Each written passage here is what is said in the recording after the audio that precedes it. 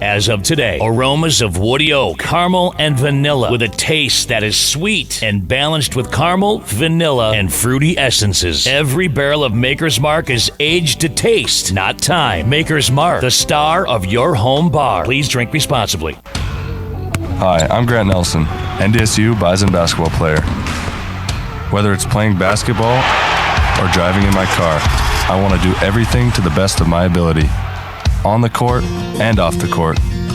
So when I'm in the car, I up my game with the Drive for Less program from Nodak Insurance. I could save up to 30% on my premium just for driving safely. To me, that's a slam dunk. Download the Nodak Insurance app today. Indian and Free Treatment and Prevention reminds us that crystal meth is a problem that affects the entire family. It ruins lives, breaks hearts and homes, and destroys childhood dreams. Parents, make a resolution this year. Talk to your kids about drug abuse. It may be the most important decision you make. This message courtesy of our good friends at Indian and Free Treatment and Prevention in Red Lake. They are always working to keep our community moving in a positive direction. It's the Cash for Cars event at Gateway Chevrolet. All makes, all models. Sell your ride today. Whether it has 50,000 miles or 150,000 miles, Gateway Chevrolet will buy it. Cars, trucks, and SUVs get cash today. Gateway Chevrolet needs good, clean, used cars, trucks, and SUVs. Sell your ride today, whether it has 50,000 miles or 150,000 miles. Gateway will buy it. The Cash for Cars buying event today at Gateway Chevrolet in Fargo. KQWB, West Fargo, Fargo-Moorhead, and KPFX, HD3 Kindred, Bison 1660. Powered by Gateway Chevrolet, Cadillac, Nissan, and Hyundai in Fargo.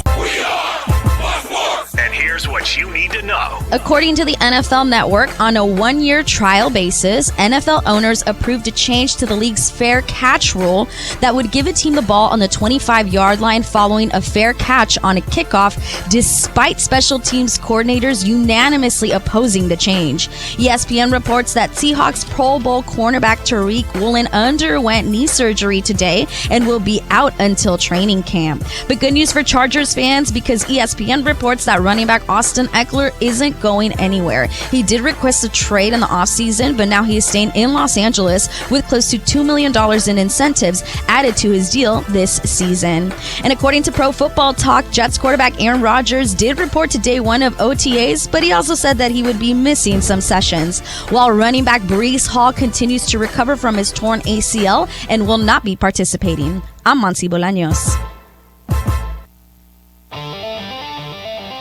This is The Insiders, taking you inside the lines and behind the scenes of NDSU and around the region. I hang heavy on your thoughts because you are the Bison gods. That should be a penalty. The Insiders. Do you have any other questions? You know it. The Insiders are presented by Proseed. Need seed? Think Proseed. Okay, so what are you saying? These guys do an unbelievable job, and tune into The Insiders. I did have one. I do not apologize for taking it out of the six-pack. First thing you should know about us is that we have people everywhere. The Insider. The Insider. The Insider. The prices were that shocking. I wasn't listening. I'm an old soul. Now, here are the Insiders. Well, we're waiting.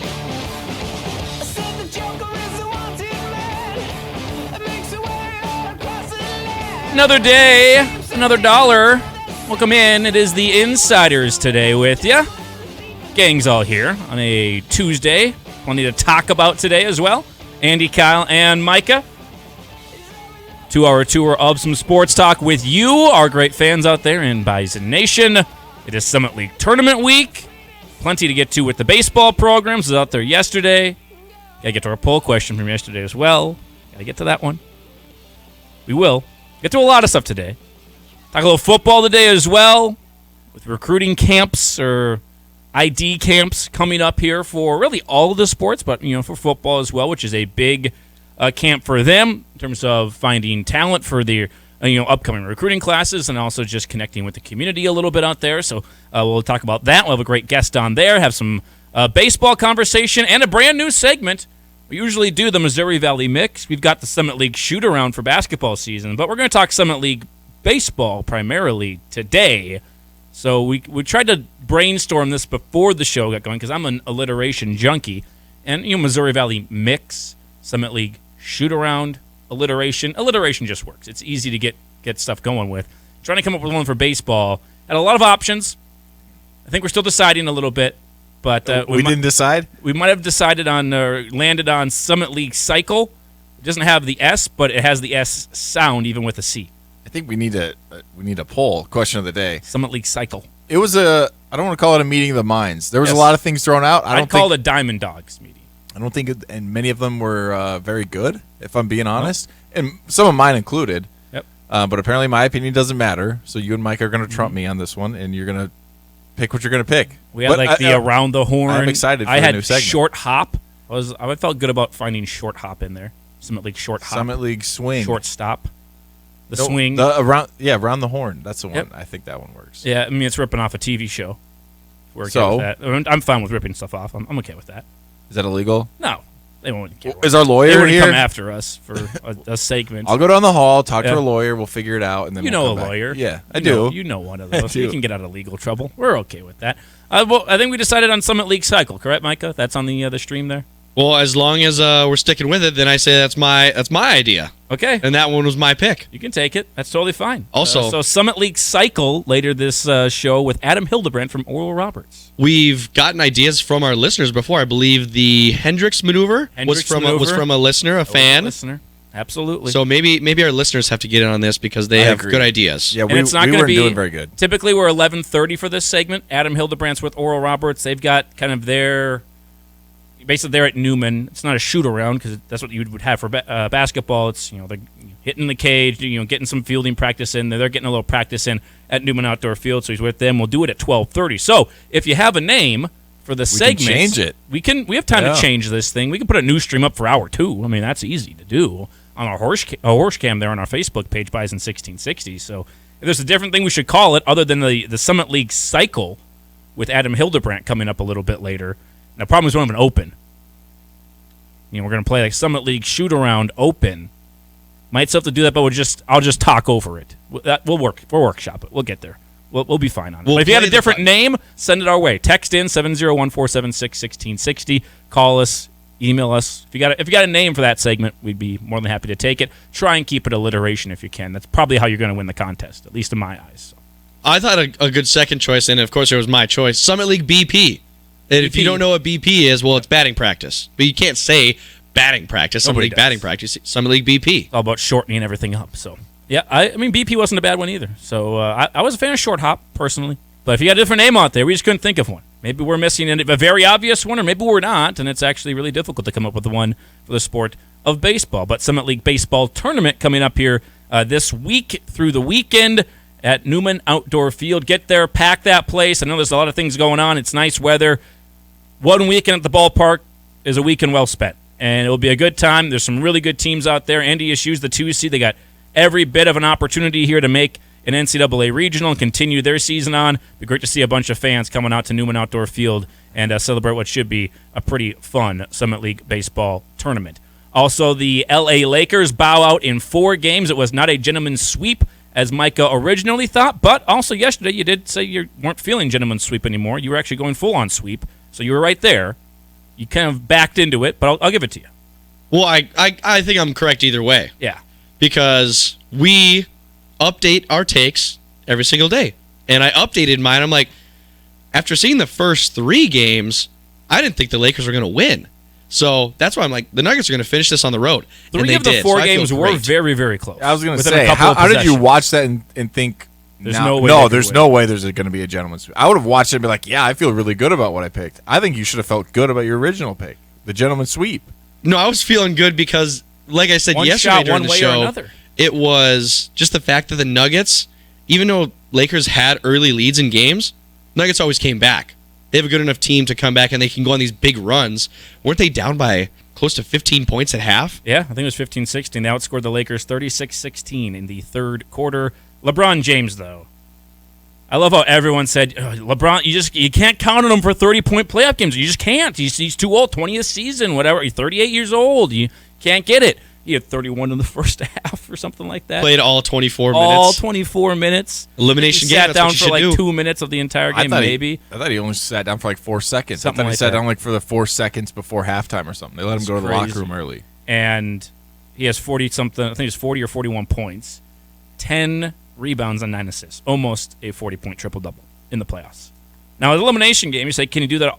Could he do that every game? Probably not anymore at his 20th season and everything, but you cannot, and the LeBron haters are going to do this. Oh, LeBron got swept. He's awful. He's terrible. He's worse than Michael. You can't pin the sweep on LeBron. I mean, the guy did everything he could have last night to avoid elimination.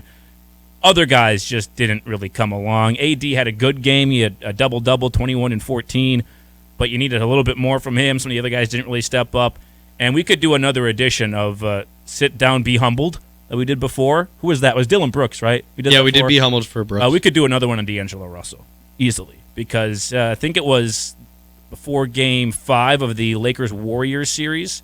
During an off day, he said that when he was in Minnesota, he felt like he was really being held back. He couldn't really be the player he's meant to be and he's destined to be. The dude shot like 20% from 3 and maybe less than that from the field since then. He's just am back. Invisible. What it do, baby? Completely invisible. And proved once again, he's a very streaky player. He can get hot, and he can really carry you for a couple of games. But the dude, when he is bad, man, he is bad and was bad again in this series. Yeah, didn't start. 15 minutes. Took him out of the starting lineup. Yeah. And he was a negative plus-minus in, I think, 3 of the 4 games against the Denver Nuggets, who are officially in the NBA Finals, although we told you that was set yesterday. So we've already told you that. We'll see if the Boston Celtics can avoid the sweep tonight at the hands of the Miami Heat. We do have some advice for the Miami Heat if they are listening. We'll tell you about that later on in the show, how they can go down, or for the Celtics, how they can beat the Miami Heat. We have advice for them later on in the show about how you win in the crazy, awful temperatures of Miami, even though you're indoors. That plays a factor in the sport of basketball. But before we really get going on the show, I want to give you the lineup. We do have Adam Hildebrandt for the Summit League Cycle, as it's being called right now, at 12:30. At noon today, Director of Recruiting for NDSU Football, Ian Deno, will stop by. Got some of the ID camps, the individual camps as well, coming up here for NDSU. It's big camp season. There's never an off season, especially in the world of college football and college athletics. But when you're a coach, there really is no off season. Now it's heavy recruiting. They've been traveling all over the place for the last basically since spring ball was over, and even before spring ball was over. And now they've got the camps going on as well. And then we're literally 100 days from the start of the season, or under 100 days from the start of the FCS season, and week 1 for NDSU. We are right around the corner, believe it or not, just a couple of months away.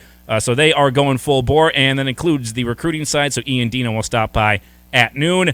And in this first hour, about 11:30 and 11:40 or 45, we'll play a couple of conversations I had yesterday with Cade Feeney and Jack Stile of NDSU Baseball. We'll get their takes on the Summit League Baseball Tournament, where they stand right now, and their mentality headed into the tournament, where you could just have to win 3 games. You could have to win, I think it's as many as 6 games to win it all. There's a lot of scenarios. There's a lot that could happen. But I think if you're NDSU, you feel pretty good because you've got 1, 2, and 3 in terms of ERA in conference play with Cade Feeney, Parker Pitts, and Tristan Roach. You got to feel good. You got a chance against anybody out there. So we'll hear those conversations later on in this hour. But speaking of NDSU baseball, going to get a little sports-themed bed music because we do have an announcement there, as the Summit League has announced they're all Summit League selections in baseball this season. 2023 baseball All Summit League individual awards. Player of the Year, Jonah Cox from Oral Roberts. Not really a surprise there. Cade Denton of Oral Roberts wins Pitcher of the Year. A lot of great work in the non-conference as well. You could make a case for Cade. You could try. And I think you can make a very good one. Cade Denton also really, really good for Oral Roberts. Newcomer of the Year, Jonah Cox as well for ORU. He's a Player of the Year. He's a newcomer. Probably going to be the Newcomer of the Year. That makes some sense. Defensive Player of the Year, Mac McCroskey from Oral Roberts. And Coach of the Year, Ryan Fulmer from You guessed it. Oral Roberts. They swept them. Only had 1 loss, so I get guess it makes sense. Only had 1 loss. That does make some sense. I thought NDSU had a chance maybe crack in there on one of those, just being the pitcher of the year, in my opinion. But they had a really good year, did ORU. They're a phenomenal team. That's the reason why. First team All-Summit League. The catcher, Ryan McDonald, by the way, hasn't played in a month. Still got first team. And I have to go back and double-check, but I know going into last weekend's games, he was still the leader in the Summit League in home runs. Hasn't played in a month. Impressive. Hasn't played in a month, and he was still leading in that category. Pretty impressive what he was able to put up. And a very unfortunate, I believe, non-contact knee injury like Tyler Merriam told us about last week. NDSU does have a couple members, though, on the first team All-Summit League. They got 4 of them, and I think you could guess a couple of them as well. Peter Brookshaw, second baseman, he's at second base in the first team. He's really been the shortstop for NDSU. They put him first team All-Summit League at second base. Devin Hurdle of Omaha got the shortstop nod. He's played both. Peter deserved to be a first team All-Summit League member. Absolutely 100%, and he's in the right spot there. Drew Sackett is a utility guy, being that he did play just about everywhere. Played right field, left field, shortstop, second base, first base, played all over the place. Utility makes some sense, and he is the leader on NDSU's team in home runs this season. And then 2 of the starting pitchers, Cade Feeney, first team All-Summit League, and Tristan Rorich, first team All-Summit League as well. Those ones make a ton of sense. They are 1-3 in ERA in league play. They've got some wins. They've been really good throughout their career. I do think there's a small aspect to the people who vote in this of you've done it multiple times in a row. You're a little bit proven. Obviously, newcomer of the year is going to be someone that's new to the league. But even, Jonah Cox is, coming into the league, even getting player of the year, had backed up his play a little bit before coming to Oral Roberts. So I think you get Cade Feeney and Tristan Rorich. You can make an argument for Parker Pitts. I mean, the dude's got it's .01 worse ERA than Cade Feeney right now. And Cade's a first-team all-conference guy. I know Parker doesn't have as many starts throughout the year, at least on the weekend. It does have some midweek starts in there, too. And look at the places he's pitched at. I mean, Texas State, Texas Tech. He's pitched all over the place, Nebraska. And he's just done really, really well in conference play, too. You can make an argument for him to be on first-team All-Summit League. Pretty rare that one team will get 3 pitchers on first-team All-Summit League. Oral Roberts, by the way, did have a starting pitcher and a relief pitcher. They also had DH Drew Stahl. They had Matt Hogan, Jonah Cox, and Jake McMurray. So they led the league with 6 first-team all-conference selections. NDSU had 4, which comes in second place in terms of all-conference first-team selections. Also, a couple members on the second-team all-conference. 4 of them, once again, James Dunlap, Caden Schwabe. Again, the top of that lineup, those 4, Peter Brookshaw, Drew Sackett, Caden Schwabe, and James Dunlap, not in that order, but they have been phenomenal. They are a huge reason why NDSU is the number 2 seed headed into Summit League tournament here. They definitely deserve to be up there. You can make an argument for the guy who is, I believe, second in the conference in doubles as well, and Terrell Huggins, not on this list. He would not be making second team. Parker Pitts, like we mentioned, starting pitcher, could have been first. He is second team, though. And Skylar Riedinger as well, the big-time arm out of the bullpen, second team all-conference. Honorable mention, Stephen Lund, honorable mention as well. Again, this is where I thought you should have seen Terrell Huggins. He got a second in the league in doubles. It was a great bat in the middle of the lineup for NDSU. I would have maybe put him into the honorable mention category as well. You could make an argument maybe for Jack Stile, but I definitely would have put Terrell Huggins in this spot. He had if there was the NFL has the comeback player of the year, most improved. I think the most improved player, and not knowing what all the rosters look like, but the most improved player in the conference, Terrell Huggins. And the guy had, I think it was 4 home runs his whole career. This year had 8. It's pretty good. Played a whole lot more. Very productive bat. Very good defensively, too. Sounds like he is healthy and going to be able to play in the conference tournament. I know he had a hamstring injury in that final series against South Dakota State. Looks like he is going to be healthy and ready to go, though, come Summit League tournament time tomorrow at 6:05 against the Jackrabbits in the opening round in the 2-3 matchup. So there you go. That is the players for NDSU on the first, second, and honorable mention teams in the Summit League this season. Again, Stephen Lund, honorable mention. For some reason, honorable is a tough word for me. Honorable mention. Whatever. We all have those words. We do. James Dunlap, Caden Schwabe, Parker Pitts, Skylar Riedinger on second team, and then Tristan Rorich, Cade Feeney, Drew Sackett, and Peter Brookshaw on the first team. All Summit League. Summit League tournament gets going here on Wednesday with Oral Roberts and Omaha. The first game, I believe, 1:05. NDSU will play at 6:05. Even about 4 or 5:45 first or opening pregame for us on Bison 1660. 6:05 first pitch there from Newman Outdoor Field. You win that game, you play the winner of game 1 on Thursday at 6:05. If you lose the opening round, you play then, I believe it's 12:05 in an elimination game against the loser of game number 1. And that's where people always ask us, so how many games do they got? How many? Where are they going? Like, it kind of depends. There's a lot of scenarios, especially when it's double elimination. You can be playing a few more games, but the minimum is you could just win 3 and be done, which is ideal because you have 3 weekend starters, right? You could just play Wednesday, then win Thursday, off day Friday, come in, win the first game on Saturday, and you're out of there.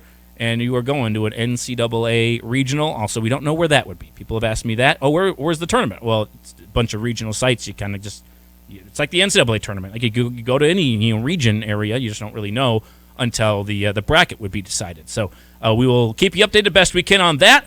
If there are any games that overlap with the show, you might be missing the show, but you can listen to some NDSU baseball. So a little take-give there for the rest of this week here on the Insiders. But that is the news this morning broke right before the show for the Summit League baseball. All Summit League selections here this year. Congratulations to all those gentlemen on the honor, first, second, and honorable mention. Does this get talked about? Did it on football? Were you guys aware when the all-conference awards came out and where you stood? Yeah, probably because of Twitter. Okay. I don't think Did you care? Yeah, sure. A little bit. Like if you were behind somebody on South Dakota State and you're like, that dude, really? I think it was, I'm trying to think back. It wasn't something like, I'm going to sit here and stew about it. Like, I'm so mad. I think it was one of those things you just move on. And a lot of times in our case, we could be like, okay, whatever. You got first team, all Missouri Valley. We're undefeated and going to go win a national championship. Mm-hmm. So something like that. But it's impossible. Look, we're human. Athletes are still humans. Like, you hear athletes all the time, and I was the same way when I was playing. Like, oh, we don't care about that. We're focused on the team, and that there is some truth to that. But like, you're a human being with a phone and TVs and radios, and there's things around. You're gonna see these things, and yeah, sure, you'd love to get those accolades, but also at the same time, it kind of is what it is, and you just move on. Mm-hmm. Because even though it is a little cliche to be like, yeah, it's all about the team. Like, that is truly what it's about. Like, these awards are voted on by people. They're not. They're somewhat earned on the field, but they're not. You know what I'm saying? Like, I always wonder, like, someone's people, opinions. if they watched every game, are they just reading a box score? Right. Like, what are they doing? Whereas, not all hits are equal. Winning conference championships, winning national championships, those are things that are black and white. Yeah. You either won or you didn't. There's no opinion about it. Do you just go off of, this person had more RBIs than the other guy? Well, what if those RBIs came in one-run games at the end of games where maybe they're more important to a clutch? You don't know that stuff. And it's hard to see. Yeah. As many games as they play in baseball. We have this conversation every year around football, right? Like, did they actually watch? Are they just looking at stats? Because I can't be watching all the Valley games when I've obviously got duties with NDSU, and I've got to make sure I'm ready for that stuff. And that's how you can go back and watch it, but you're not watching it live. And I'm assuming they're not even. This is not really having a vote and like all Missouri Valley, all Summit League. Like, it's not really part of your normal day-to-day job duties. Like, you're not really getting paid for it. So are you really going to go back? Are you going to spend hours and hours and hours watching games back that already happened? You already know who won the game just for a vote? Probably not. I can't blame them for that. So that's why these awards, don't get me wrong, huge honor, because to put up stats, you have to play well. Don't get me wrong. But there's still the stuff on the field should, at least in my opinion, always matter more. And that's why this week's going to matter a whole lot more. Right. Who wins the Summit League baseball tournament, and that team will be going on to an NCAA regional, not the team that has the most first-team All-Summit League selections. Oral Roberts swept everything, right? Yep. Player of the year, newcomer of the year, pitcher of the year, coach of the year, everything. But if they don't win the Summit League tournament, are they? Yeah. You're not hanging a banner for it. Yeah, exactly. We're not doing that. No banner for coach of the year, You do it for regular season titles and tournament titles and NCAA, regional wins, that kind of stuff. Call us up, though, 701-476-1660. Mark in America calling us has a couple of things he wants to talk about quickly. How you doing, Mark? Hey, Andy. How you doing? I'm good. Wanted to first, I don't know if you guys saw this little tidbit yesterday about Michael Block. He jumped 3,580 spots in the world golf ranking. Good for him. Wow. Did Tiger Woods ever do that? Probably. I don't think Tiger Woods started that low. Exactly. It's a good point. Yeah. Good point. And Kyle wanted to call in and get your opinion on some of the rule changes that have been coming down from the NFL owners meeting. Specifically, now there's a fair catch rule, and also I saw that they're going to allow an emergency quarterback on the 50. So it's almost going to be like a 54-man roster for the playoffs. Thank you, Mark. Appreciate the phone calls in. We were going to go over some of those NFL rule changes with Kyle, get his take, my take, Micah's take on all of them, and some proposed rule changes and some actual rule changes that are being implemented as well.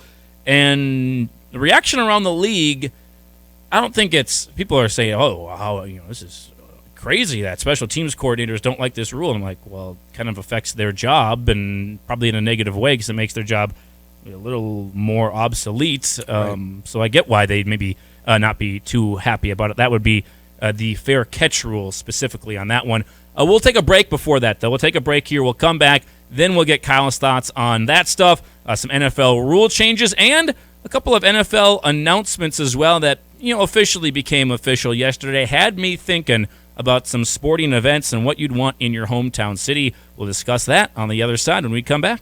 Where the Bison roam. Bison 1660. I think what makes Proceed win is we're different than the other companies in many ways with our programming, our simplicity, our non-corporate attitudes, and our personal relationship building. What Proceed is, we bring back the old-fashioned seed buying experience. We're true seedsmen. We care about everything from the sale to the planting to following up afterwards. That's what we're all about, is just trying to bring that experience back to a personal level. Need seed? Think Proceed. Proceed.net. Great seed at a reasonable price. Hey Bison Nation, Andy Reckoff here, and I just wanted to take a moment to say we absolutely love our Theraldson Ethanol Broadcast Center. Love being there every day to bring you the very latest with NDSU athletics, but we're not the only ones that like to be in the studio. Michael Tutsi with us here live in studio. Scott Anderson joining us, Director of Multimedia, NDSU. The athletic director's inside the studio. Matt Larson's joining us. I told you we weren't the only ones. Fuel your future and join the growing team at Theraldson Ethanol today by going online to theraldsonethanol.com. Pick your payment, pick your price at the Gateway Clearance Center. Over 300 pre-owned vehicles in stock, with vehicles for every budget starting at just $1,499 or payments as low as $99 per month. All vehicles are inspected by Gateway certified mechanics. Shop the bigger, better selection of clean used vehicles today. Pick your payment, pick your price only at Gateway Clearance Center, 2302 South University Drive in Fargo, or online at fmclearancecenter.com. This is your Bison 1660 Metro Man. WeFest is turning 40 and you're invited to the party on Wednesday, August 2nd at the Sioux Pass Ranch. Prizes, food, drink specials, and a performance by multi-platinum DJ group Cheat Codes. Tickets and info at WeFest.com. Bison Nation NDSU Teammakers has 7 different golf tournaments in different cities throughout the summer. Sign up your team today. Visit gobison.com/sports/teammakers/schedule to find each tournament registration. In today's changing market, finding the perfect home or selling a home can be a sprint or a marathon. That's why you need the expertise of Todd Cattermas with Beyond Realty. Todd will work with you to make sure you clear all the hurdles during your home buying or selling process, getting you across the finish line. Call Todd Cattermas with Beyond Realty today at 701-371-4234 or visit him at 4832 Amber Valley Parkway in Fargo. Todd is a proud partner and the preferred realtor of NDSU Athletics. Todd Cattermas, moving the herd one home at a time. Sure, it's been a tough winter, but it's been a lot tougher on your vehicle. That stress and strain can really take a toll. So it might be a good idea to make an appointment with your friends at Schumacher Goodyear to be sure your AC is ready for summer. And with gas prices the way they are, a smooth running vehicle makes for top gas mileage. So now's the time to make sure your ride is in top performance. Make it a good year with Schumacher Goodyear, 13th Avenue South, Fargo. Gearing up for another season of Bison football? We've got you covered each and every day on the Insiders on Bison 1660. I feel glorious, glorious. Got a chance to start again. I was born for this. It's who I am. No song here, but should admit I didn't get the one at the end of last show correct. You the one that I called in and still got it. From the still car. Got it before you. No way to a dentist appointment. Everything good, by the way? Mouth yeah, good, actually, for those of you out there who have gotten a crown, it's not the most fun thing in the world, but I also had like the worst like expectations going in. Like this is gonna be awful. My mouth is gonna be numb for hours and hours. Wasn't as bad as I thought. Now I was there for 3 hours, which wasn't fun, laying on the dentist chair. But overall, I'm doing good. And did you know you could eat right after getting a crown? I did not know that. I would have assumed it was like a liquid diet for the rest of the day. Honestly. Same. Anything with my teeth. I mean, I go for a regular checkup. It's like you got to wait 45 minutes. Right. Fluoride or something. Yeah, exactly. Can't do. I was just assuming like I hadn't eaten lunch yet, and I was like, I'm just not going to eat today, I guess. And she's like, no. Dentist was like, no, yeah, go ahead. You can eat whatever you want. Just be careful. Bite into an apple. All right, let's go. That was wisdom teeth. Have you had those? Oh yeah. Yeah. That was my dad's advice to me. Just bite into an apple. Get the pain over with. I thought that was I never did it. I wasn't going. Interesting advice. I don't know if any of our listeners have had that experience. Like just bite into it. I got an infection after my wisdom teeth. Had to go back in and get a drink. Yeah, it was no. So not fun. Not big on the teeth things. Okay. Would you like more dentist or like eye stuff? I think I'd still take dentist. I don't like. You've had LASIK, correct? Exactly. So I haven't. We're good friends. Freaks me out. It freaks me out a little bit. We talked about this one time. It does. Show. It freaks you out more than I don't really understand why it does. I guess it is your eyes. Your eyes, like the dentist. Like I can't see what they're doing.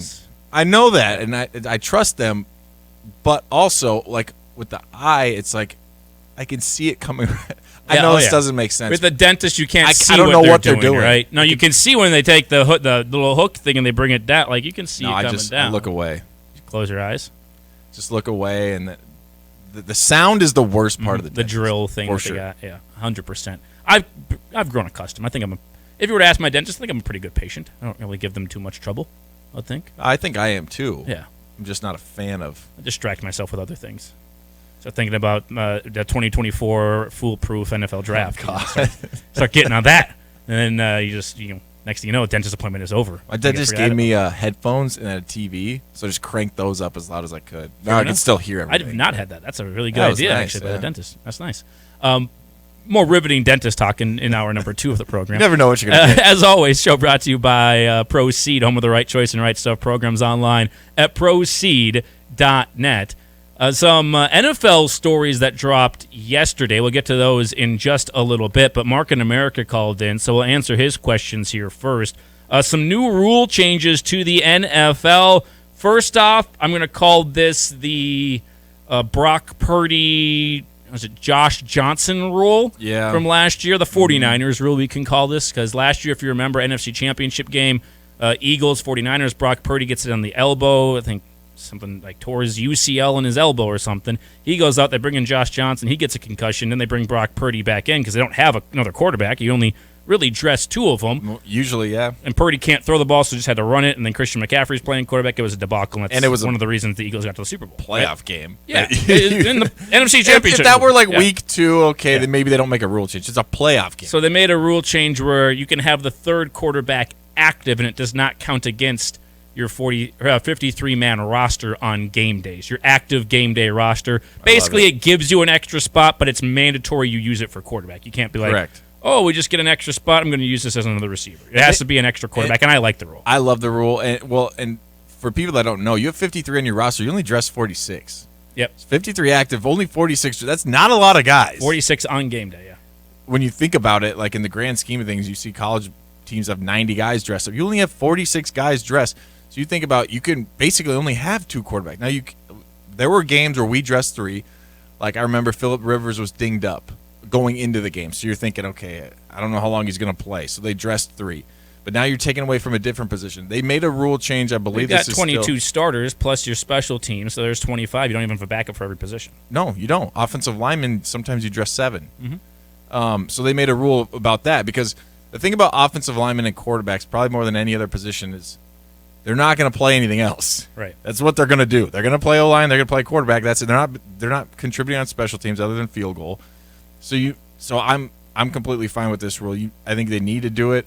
Like I said, quarterback's not coming in doing anything else. You're not giving a competitive advantage. You should have 3 quarterbacks, and I don't think the third one should count against your 46. So I love the rule, and it just makes sense from a business standpoint. No one wants to watch an NFC Championship game with a running back playing quarterback. If we're just talking business, from the business side of things, You want an actual quarterback playing the position. So I like the rule. I think it's a good change. Do you guys know, is this just playoffs or this is regular season as well? I think it's actually for regular season and playoffs. Yeah, I think it's believe for the whole season. Because Mark called in and said for the playoff games. I think it's actually for the whole season. I think you're right. Including regular Every season. game. And that should be the way. Again, even in a regular season game, I don't want to see the emergency quarterback guy. Let's just give him a third. You know what that would have meant? It doesn't hurt anybody. A year ago. Now it shouldn't matter this Easton year. Stick would have been. Easton would have been That's what I was dressed going to every say. game. Of course, this happens Yeah. after Easton is now going to be the number 2 there behind Justin Herbert. But yeah, would have been nice to see him more active on game days. It's a good change. Yeah, 46 is not enough guys. It's what you need. And sometimes when you have to bring a backup quarterback in the game, now you're going to call it differently because you know you can't. Yeah, now you he's can't the get last him option. hurt, Yeah. right? So you're going to maybe run your offense differently. It gives you another option. I'm all for it. The more controversial one is the fair catch rule here. Basically, going to the college rule on any touchback or fair catch off a kickoff, it goes to the 25. So not just a touchback through the end zone thing. I can sit on the 5-yard line here, be like, I don't know if I like the way this thing looks. Fair catch, 25-yard line. Being done for safety. Special teams coaches, special teams coordinators, special teams like aces. Yeah, players who they're special teams guys, right? They hate it and overwhelmingly hate it, and I think understandably because it makes their job not obsolete for special teams coordinators. You got field goal block, punt, all that kind of stuff, right? But this is a huge game or part of the game, in my opinion. And the NFL is taking basically the approach of player safety on it. Everyone knows they kind of only care about the bottom line, and that's why they sort of care about the player safety. They want less injuries, less concussions and possible lawsuits and everything. That's why it's being done, but I'm not a fan of it, quite honestly. I was trying to keep it at the 20. In the break, I was trying. Oh yeah, keep it at the 20. Yeah, for sure. But even just the fair catch aspect, I'm trying to think like. Is that the issue, or is it just the 25 that they're having an issue with? It was already the 25, wasn't it? Or is that just college? I get them mixed up. Yeah, I think that was just college. Just college, so it was 20. Mm-hmm. So they're trying to eliminate the kickoff without eliminating fair catch. it. Yeah. You know what I'm saying? And now what you could always do is, instead of fair catching at the 2, you could just let it go. Correct. And it's going to go into the end zone more than likely. But it kind of just takes away the kickoff. Kickoff which return, has already been going away the last couple of years. They make a change to kickoff and kickoff return every year. And a lot of times you won't even know. I was on the kickoff and kickoff return team basically my entire career. Every single year something changed. Where it was where you could line up. They changed the rule my last year when I was with Houston in terms of only a certain amount of people. You had to be within like the 30 and certain amount of people had to be within this yard range. And then the people behind that could form, I think, a 2-man wedge, but people in front of it. There's You're a million rules. Now. Yeah, yeah, I'm confusing myself. There's so many rules I don't even remember it. So now you just add in a third more, and now it's just you're kind of eliminating it without eliminating it. We'll have to see how it plays out. Play a dangerous game. Good chance you're going to get hurt at some point. I hate that we're taking away every aspect of it. Well, they've already made it safer. They've moved the kick way up. Yep. Most of the kicks are touchbacks anyways. They are. But now it's like you're not going to see any returns. There are some coaches that use that to their advantage, though. And we're going to sky kick this to try now that takes that away to the 3-yard line, and now it takes it away. So it takes the competitive advantage away from the kickoff team, strategy, the kickoff return team. Like you said, now it's like, wouldn't we just rather take it at the 25 now? There's going to be times in games that they're going to take a chance, catch it on the 2, and they're still going to try and return it. We see that in the college game as well. But I don't know. We'll see how it plays out. Few and far between. It just seems like every single, and I get it because this is why I struggle with this one, is because I like the competitive part of the kickoff return. Like I like that. I was a part of it. I played it. But as someone who also got a number of concussions on those plays, I get where they're coming from. Like I think every single concussion I had was on a special teams play. So I get it. I get it from that standpoint. But at the same time, you're taking away people's jobs potentially. Players who make teams because of those spots. So I think of Hunter Lipke, honestly. Yeah, now you still have punt and punt return, but it's still it's a fine line. Very fine line. We'll see how it plays out, and it doesn't have a ton of support through players and coaches, but has to have support through owners, and owners definitely supported it enough to pass it into law for this upcoming season. I just hate when they say player safety. Personally, I hate it because you're saying, "Oh, we're all about player safety." Okay, well now you're flexing Thursday night games. Yeah, and you're adding games. And you're adding games. No, you care about the bottom line. You're not fooling anybody with that. They want it's a PR move probably, if anything, because they're doing these things with Thursday Night Football. They're going to add an 18th game eventually. So people are already questioning, okay, player safety, is that really a thing that you're concerned about? Like, oh, but look what we did on kickoff. Look over here. We did some things on kickoff, so it's like, okay. Yeah. You know what they could have done on kickoff is what the XFL does, where they have like that, 10 yards of separation? Yep. That's where you still have a kickoff. Mm-hmm. But you can't get full speed in 10 yards. And you're not getting full speed. So you're taking away probably a lot of concussions. Which, that makes more sense to me than when the NFL, and I think college football is still 5 yards back, when the NFL's like, oh, you can only start 1 yard from the ball. Okay, so I still have 40 yards to sprint to full speed. Yeah. Like, why does...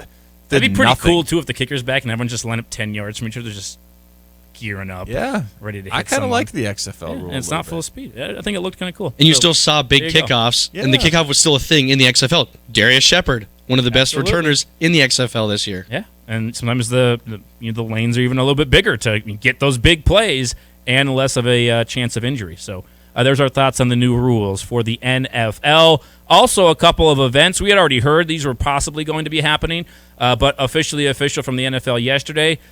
Super Bowl in a couple of years going to be going back to the Bay Area, the 49ers or San Francisco or Santa Clara, however you want to throw it out there. They get the Super Bowl here. What is it going to be, 2026? The next couple coming up are New Orleans, then Vegas, and then it'll be San Francisco. The next couple of them coming up here. So I actually think it's Vegas and then New Orleans, and then it will be San Francisco, the next three. That's pretty cool. It's been there before. Apparently, they're doing like $200 million of upgrades or something, which seems crazy to me because the thing is like 5 years old, but they're doing that. Same thing at US Bank Stadium. They're asking for another $250 million to update the thing already, which is just insane, but that's what it is. And then the NFL draft, not this upcoming year, because this next year will be in Detroit, but I believe the year after will be Green Bay, Wisconsin, and Lambeau Field for the NFL draft. Thoughts on... You can't have the Super Bowl there. Same problem. Right. It's just you're not going to have a frozen cold Super Bowl. You're just not going to, unless you build a brand new stadium like the Vikings. They did it. And it's indoors. They're not going to. I don't see. And the Packers are never doing it. I don't see Lambeau ever becoming an indoor stadium. That will never ever happen. Maybe they upgrade the stands. That's about they'll ever do. But the draft will be there. And I think that will be kind of cool. I do. Now, well, it's not Fargo. I was going to say weather could be dicey potentially for the draft in early May, late April. Is that?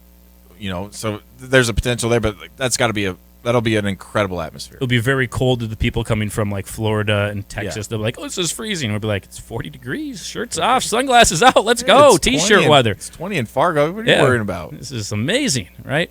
But that got me thinking yesterday. Super Bowl going to San Francisco, NFL drafts going to Green Bay. I started thinking, what are the sporting events you'd want your hometown to host? Like if they came through Schuyler, Nebraska? Yeah. Or like what you're living now, like Fargo. I was thinking more of Fargo. Okay, Fargo. Like I wasn't thinking Twin Cities where I'm kind of from. I'm thinking like to come to Fargo. I don't think Schuyler would host much. Now, I'm thinking about ones that get picked. So World Series out, NBA Finals out, Stanley Cup Finals out. Because those just go to performance-based, that's where it's going. But Super Bowl in, events like the draft, other things like that.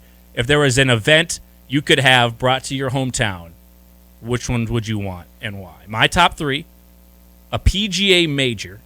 I think it'd be an awesome atmosphere. Yes. Now, it can't be the Masters. Masters US is just Open Augusta, or PGA US Open, PGA Championship. Not an event, not just a random thing on tour, like I would a major. even take that. Major. Just because I think the crowds are better. You get to see more of the better golfers. It's a major. I'd rather have a major come to town, right? US Open, PGA Open. Play it over at Oxbow or somewhere. I don't care. Then I had NCAA Final Four. I've been to one of those. Phenomenal. I probably had it number one, except that I have been to one of those already. But to come to Fargo, I think it'd just be... Now, again, is it realistic these are coming to Fargo? No, but this is my dream list, right? Right. So NCAA Final Four, those events are ridiculous. And, everybody comes out for it. Usually they're really, really, really good games. It's a great atmosphere and just huge college basketball fan. And then I said Super Bowl number 3. Those are my top 3. Didn't have the NFL draft in there. Didn't have, like, all-star games, any of that kind of stuff. I will agree with you on a major. That would probably be number 1 for me because that's what I want to go to. I think a major would be number 1 for me. What about, I'm thinking worldwide? Yeah. The Olympics? Olympics would be awesome. Yeah. Or the World Cup? Any sort of big Olympic event. The World Cup? Yeah, for me, I probably could have had the World Cup up there. Now, again, that would never happen, but just saying, like, the World Cup would be insane. Maybe I wouldn't like that. I don't know if you'd be able to drive anywhere. True. College football playoff game? when that those probably is start going to be moving. I mean, it's going to be home sites in them, but then like right, semifinals, like semifinal or move something. around. That Yep. would be pretty sweet. Be awesome. Those are the ones that come to mind for me. Yeah. Super Bowl wasn't at the top of my list, and I even thought about bumping it further down for some of the ones you mentioned because I kind of started over the years to become of the mindset that it'd be better to see the Super Bowl on television. I don't need to go see it in person. I agree.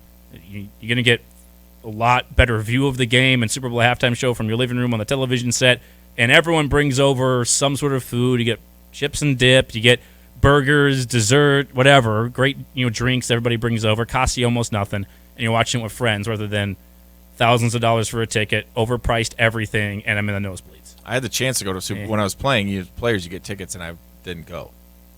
See, if I got tickets, I'd go. Well, I had to buy them. Oh, I would have had to buy them. Probably cheaper than anyone else could get them, but they were still not cheap. Yeah. Just leave it at that. Makes some sense. Micah, anything jump to the top of your mind? Sporting event? NFL draft could be one of them. Wasn't for me.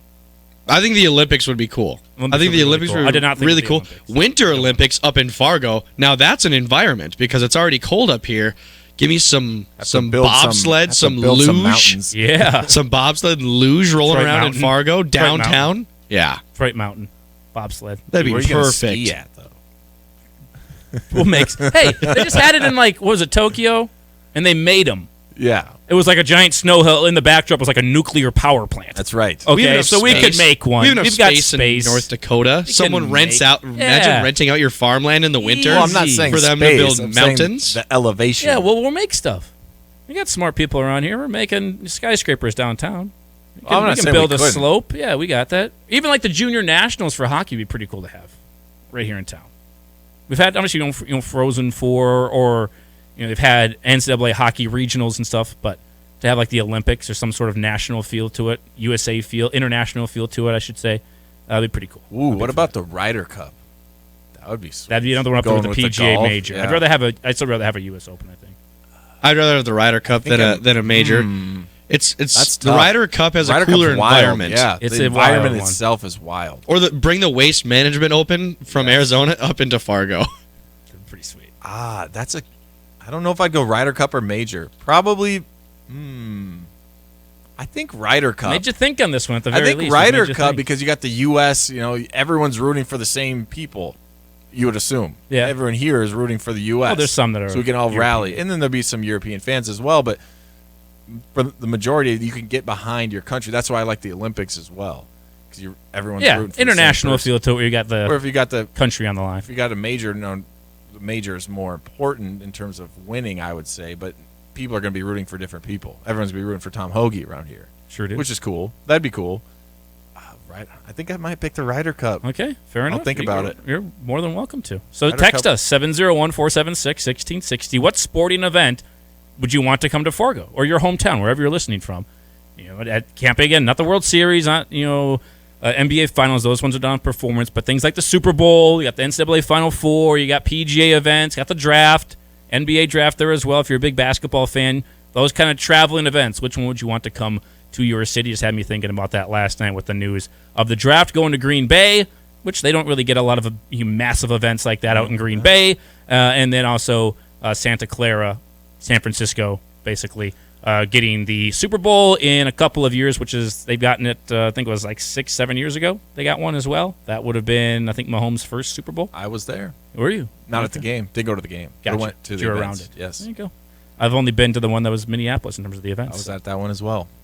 The one that also comes now technically it doesn't travel, but it could, and it was in my home state, the College World Series. It's a pretty cool event in Omaha Very every cool. single year. Now that's Basically why they just go to Omaha. I mean, they signed like a 50-year How about this one? contract or something FCS crazy. National Championship game. Ooh. It's already like in that. We don't want it in Fargo. We want to get out of Fargo for Yeah, that during that nah. time of year. We don't want to stay in Fargo Maybe for if that it one. were Yeah, in June or something, but not in Now, the home field January. advantage of the Fargo Dome for it would be pretty fun, but to go somewhere else, we wanted it in a warmer spot. Never mind. We're going to move off of that one. That one should. That's another fun topic. Like if it weren't in Frisco, where would you want it? Where could you move it to? I Move it vote anywhere. San Diego. Okay. In their new stadium because I think it's like 35,000 or something. That would make All sense. for it. Or like, is it like Orlando or somewhere in Florida? They have a couple like a soccer stadium there as well. Or Let's like go to Hawaii. Vegas. Go to Hawaii. UCF stadium I think would work. Las Vegas. Las Vegas would work too. Vegas, where would you play it at? Allegiant Stadium. Yeah, but I like the smaller, intimate setting for that. You're not going to probably sell UNLV? I don't know what their stadium looks like. It's indoor, I believe. I think so. They have an indoor. We'll figure it out. They have a dome. A lot of places that are warmer than Fargo in My January. number one would be San Diego. Fair enough. Let's take a break. We'll come back, wrap up our number one. We'll hear from Cade Feeney when we come back as they get ready for the Summit League Baseball Tournament. You're listening to The Insiders, brought to you by Proceed. You're listening to The Insiders on your home for NDSU sports. Bison 1660. When it comes to insurance, don't settle for just any policy. Choose to insure with Farmers Mutual of Nebraska and experience a service team that's local to you, backed by over 130 years of industry experience and financial strength. No contact centers and no runaround. Visit fmne.com to contact an agent today for a free, no-obligation quote. Farmers Mutual of Nebraska. Always alongside you. Are you a business owner with remodel plans in the near future? When it comes to your electrical needs, you only need one call, and that's to JDP Electric. JDP's team of professionals will work with you closely and are able to follow a strict timeline to get your project done when it's needed. That way, you don't have to worry about closing your doors and missing any customers or sales. Put your company in the best hands by calling JDP right away. Call 701-232-1991 today to experience the JDP difference or online at jdpelectric.net. In 1953, Bill Samuels created a simple bourbon, while Margie Samuels worked on her creative vision. A bottle hand-dipped in red wax, wrapped in a hand-cut label, filled with handcrafted bourbon that elevated flavor and remains unchanged as of today. Aromas of woody oak, caramel, and vanilla, with a taste that is sweet and balanced with caramel, vanilla, and fruity essences. Every barrel of Maker's Mark is aged to taste, not time. Maker's Mark, the star of your home bar. Please drink responsibly. How many apps do you have on your phone? 20? 30? 100?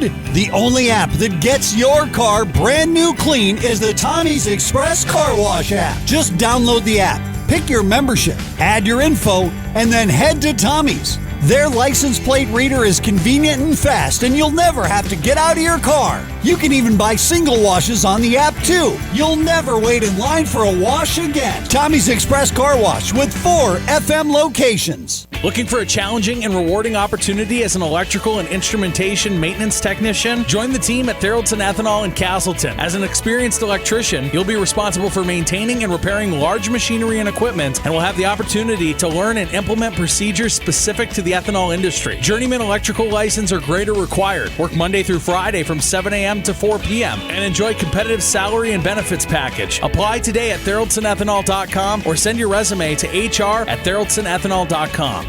The spring sales event is going on now at Corwin Honda. Get up to $1,000 in trade allowance on all incoming new Honda models. And financing as low as 0.9% on select models. Test drive the newly redesigned Pilot, Accord, HR-V, and CR-V. And if you want a truckload of capability, check out the Honda Ridgeline. New inventory is on the lot and arriving daily. Secure yours today to get up to $1,000 in trade allowance and financing as low as 0.9%. Only at Corwin Honda. Shop available units now at corwinhonda.com.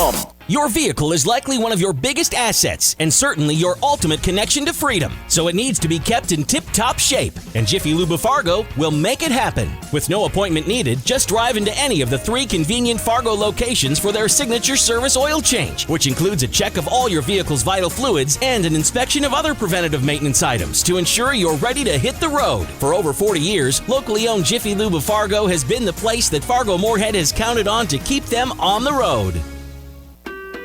Are you in the market for a new diamond, but not sure the differences between lab-grown and natural diamonds? Look no further than Schmidt's Gems and Fine Jewelry. Our team of professionals will guide you through the process and teach you about the unique qualities of each type of diamond. Come visit us at our Fargo location and experience the difference. Schmidt's Gems and Fine Jewelry. Not all diamonds are created equal. Find us at schmidtsjewelry.com.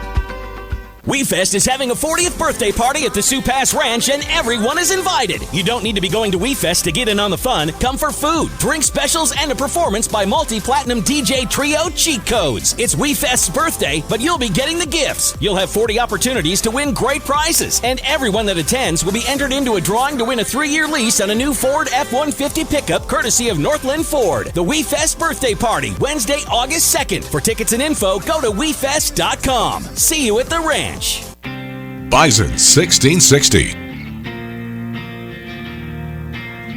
Nickelback. How you remind me, Nickelback.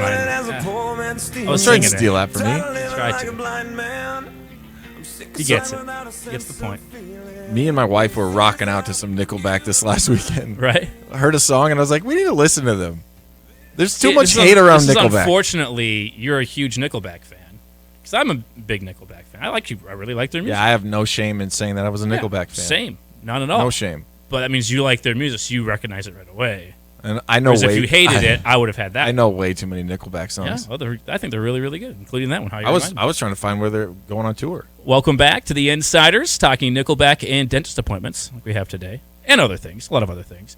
But call in and continue to fill up those phone lines, 701-476-1660. Good conversation earlier from Mark in America with the call in on the new NFL rules.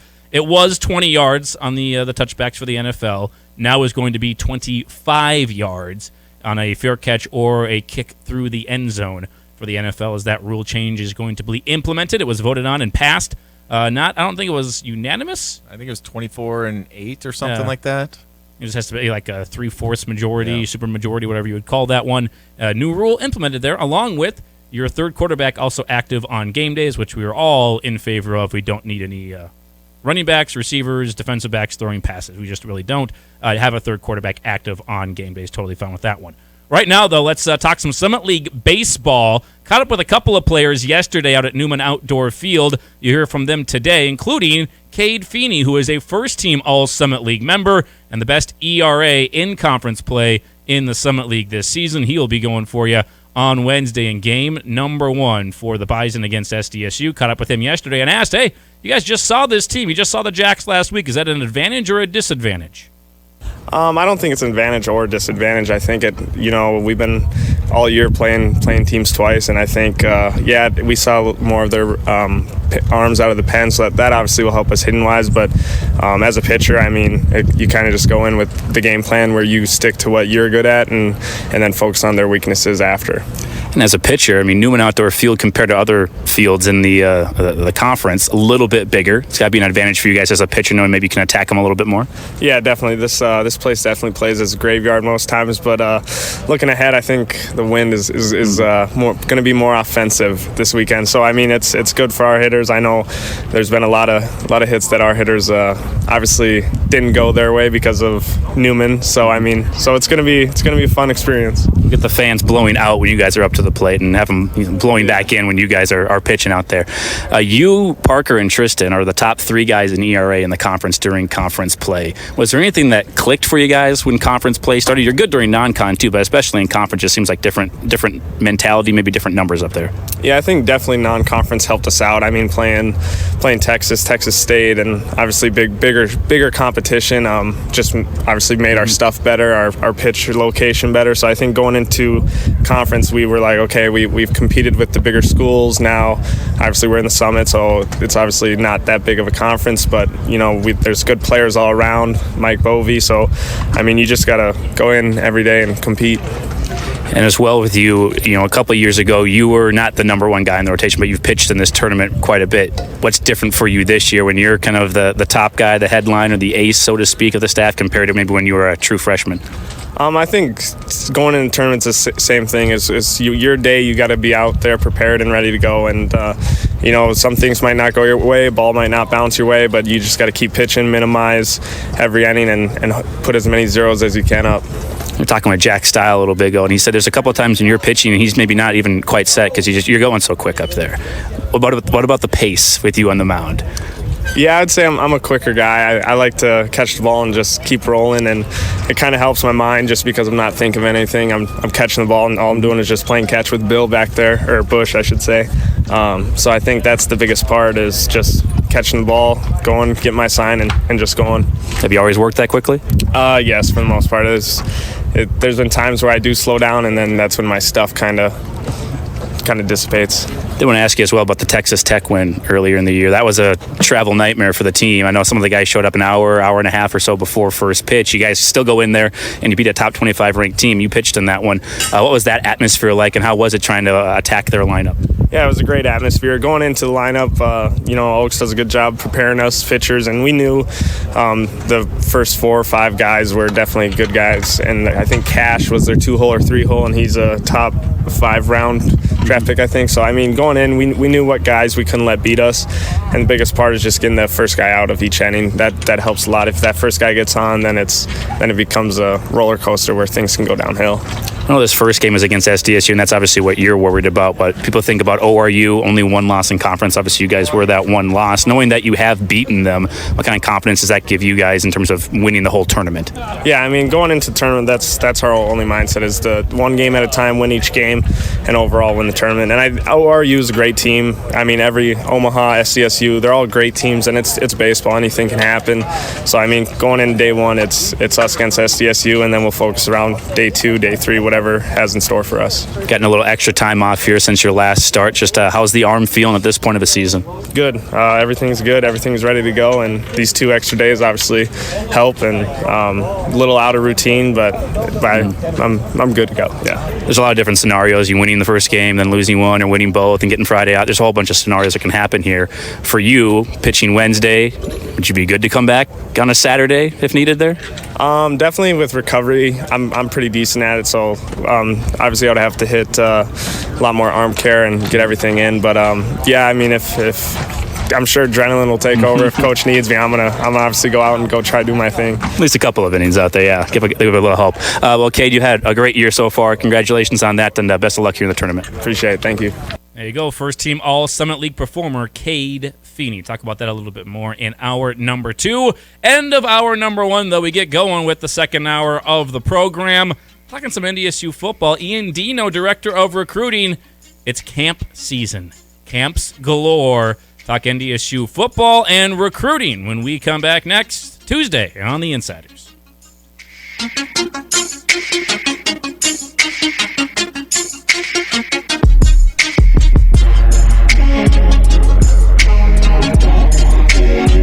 Hey, it's Kyle Emanuel, former defensive end for the Bison. I have always tried to surround myself with people I trust and who want me to succeed. It's been my life motto, and this is so true when you are choosing your insurance game plan, which is why I have the good neighbors of Ryan Kill State Farm on my team. Ryan made finding the right insurance plan so simple. I told him my priorities, and he gave me clear options so I could make an educated decision without pressure or a hidden agenda. There are so many insurance agencies, but not many as great as Ryan Kill State Farm. If you want a good neighbor on your sideline, reach out by going to RyanKillInsurance.com.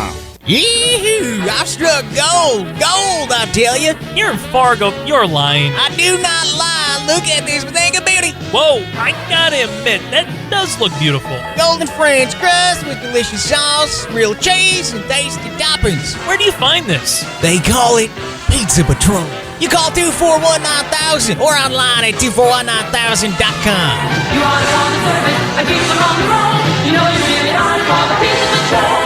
That's 241-9000. With warm weather, you'll notice more boats, campers, and water toys on the road. And with that means more breakdowns and a need for a tow. Hi, I'm Kelsey Lomstall, owner of Aggressive Towing and Recovery. You can't schedule your next breakdown, but you can rely on Aggressive Towing and Recovery to respond to your call with speed and precision to get you back on the road and to your vacation destination. Need a tow? There's just one name you need to know: Aggressive Towing and Recovery.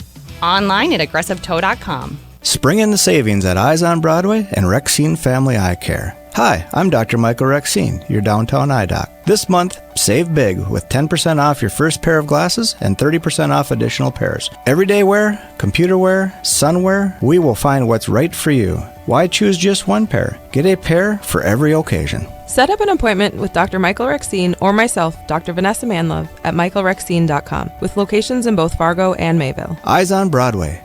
You will see the difference. Get the Dakota Magic on Saturday, May 27th, where every half an hour, starting at 1 p.m., where Rewards Club members can win their share of $24,000 in cash in their nostalgic, magical Dream Hot Seats drawings. You could win anywhere from $500 in cash to $5,000 in cash. So get the Dakota Magic May 27th from 1 p.m. to 10 p.m. And you could win with their nostalgic, magical Dream Hot Seat drawing. For more details, go to dakotamagic.com. Anthony of the Dakota Nation Gaming Enterprise. It's the Cash for Cars event at Gateway Chevrolet. All makes, all models. Sell your ride today. Whether it has 50,000 miles or 150,000 miles, Gateway Chevrolet will buy it. Cars, trucks, and SUVs get cash today. Gateway Chevrolet needs good, clean, used cars, trucks, and SUVs. Sell your ride today, whether it has 50,000 miles or 150,000 miles. Gateway will buy it.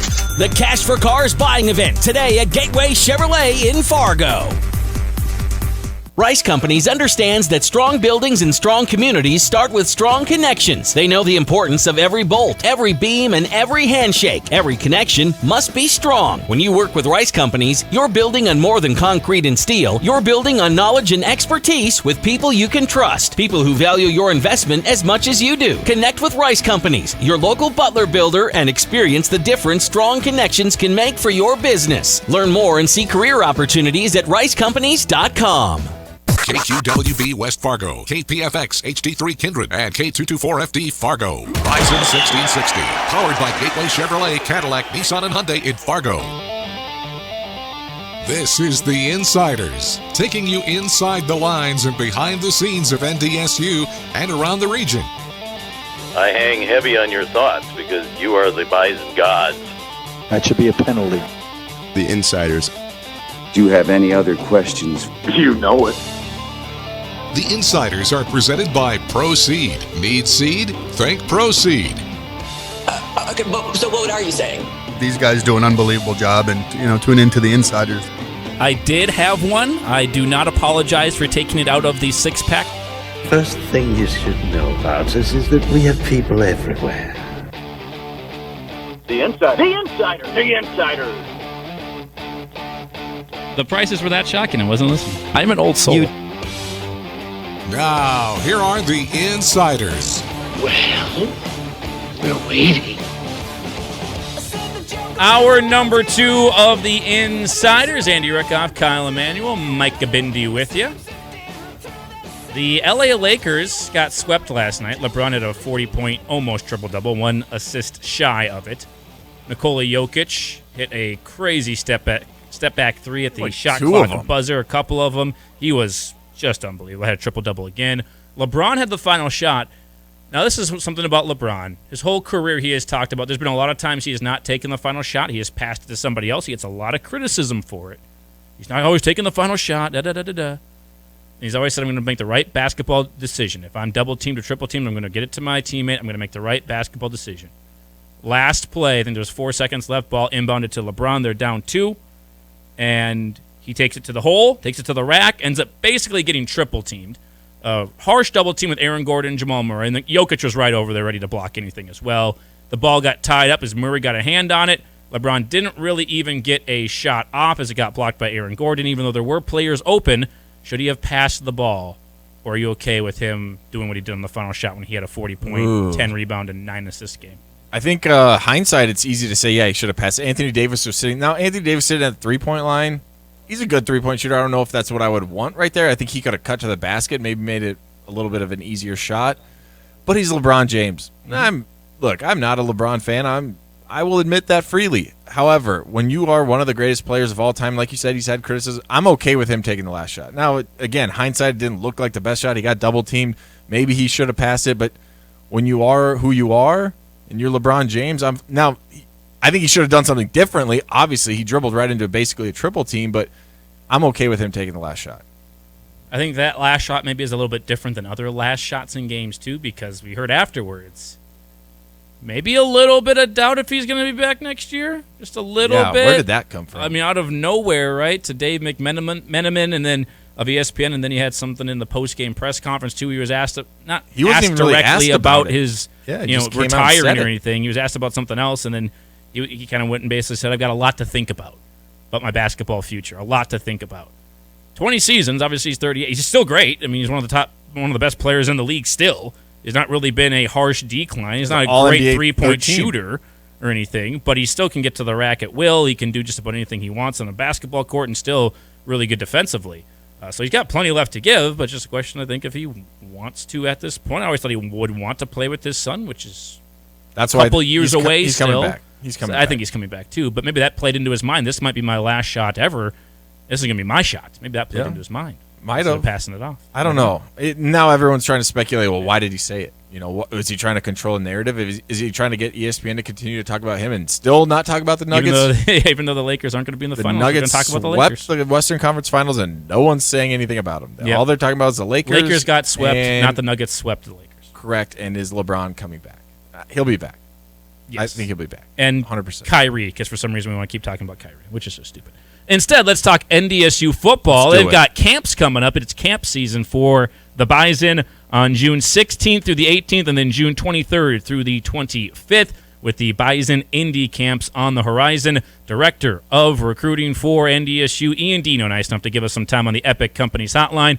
Ian, great to have you back on again, sir. Appreciate the time. This is camp season, full go for you, huh? Yes, it is. It's good to be back on with you guys. It's camp season's about to be in full swing. We got both of our Indy camps coming up, like you said, and then we've also got for parents out there with younger listeners, maybe in the car with them. We've got our youth camp as well that runs June 13th through the 15th. So a lot of camps coming up, and we're excited for them. First off, let's go to the youth camp there. Like you said, young bison, the future crop of bison, if you will. We do that every week. This is the future crop of bison out there. The youngsters who just want to come out and learn more about football, or get a chance to maybe play with some, be on the same field as some of the players and or coaches out there. Give us a little insight into the youth camp and what folks can do to get their young player signed up for it. Yeah, youth camp is always really fun for us. We have all of our players out there working youth camp. So kids are getting a one-on-one opportunity to get to hang out with our players, get some autographs, get to meet them. I know there's been some times that maybe some TikToks or other things that have been done with kids as well, just having fun with them. Getting an opportunity, though, to learn from our guys, not only the game of football, but, all of the different elements of being a good student, being a good teammate, being a friend to other people. And so parents, you can go online to NDSUfootballcamps.com and get your kids signed up. We've got 2 different sessions that run each one of those days. In the morning, we have 1st through 4th graders, and then in the afternoon, our 5th through 8th grade camp. And so they'll get opportunities to do some drill work with our players and then get to play a lot of fun games with them as well. Ian, I'm sure there's some parents out there wondering where will my kid be performing at these camps? I don't know if you've solidified that yet, but are they going to be in the Fargo Dome? Do they get to see the new indoor complex? Where will these camps be taking place? Yeah, they'll get to practice in the new indoor facility. So we'll be utilizing the indoor itself and then the outdoor field next to it as well. And so they'll get an opportunity to get to be playing in the brand new indoor facility, which has been unbelievable to see it coming together. It's been great getting to go in there the last couple of weeks as they finish up the project in the weight room, and it'll be an awesome opportunity for those youngsters to get a chance to run around on pretty much still brand new turf at this point. So it'll be really fun. Yeah, that whole indoor complex has been great for the football team, for NDSU there, but also for these camps, and spring ball is great to have out there as well. And the west side of that project definitely coming along. Again, youth camps grades 1 through 4 in the morning, and then grades 5 through 8, 5th through 8th grade as well, coming up on the 13th and 15th of June. Then the individual camp sessions, session 1 and session 2, you got the 16th through the 18th and the 23rd through the 25th. Obviously, these camps, we've talked about them in the past. These are big-time camps for, obviously, the young men who are coming to them and getting a chance to learn a little bit about the game of football and learn it from a different aspect, but also really important for the coaching staff and for you guys up there as well to get some hands-on experience with some of the players that you've probably been recruiting out there. Yeah, they are. I again, always going to be biased to our camps, but I think when you look at our camps, we always kind of refer to them somewhat as the old school football camps. It's 3 days. You're staying in the dorms. You're getting a ton of coaching. Not only the opportunity to get to work with our staff, but we have numerous other colleges from all throughout the Midwest that come out and work our camps. And so it's great exposure for young men from ages, all the way from starting in their freshman year of high school all the way through going into their senior years. And the main goal that we share with our staff and any of our visiting coaches that are there is that, the whole point of our camp is it's a get better camp. We want every person that comes to any of our camps, whether it's our youth camp or either of our indie camps, is the opportunity that they learn something that they can take back to help their football team, be better the next fall. And so, we want them to take drills or skills or whatever we're teaching them throughout those days of camp, that those are transferable to their high school careers. And, especially for those guys going into their senior year, that the last year that they have of high school football, that last opportunity to play for your hometown, that you're, making the most out of that year. And so coming to our camps, I think truly everyone that walks away from it, you're going to be tired, but hopefully become a better football player in those 3 days of camp as well, which is our end goal at the end of the day with those. Ian, you mentioned it there. You talk about guys that come to camp and they find success stories. It's obviously about getting better, but there's a recruiting aspect to it as well.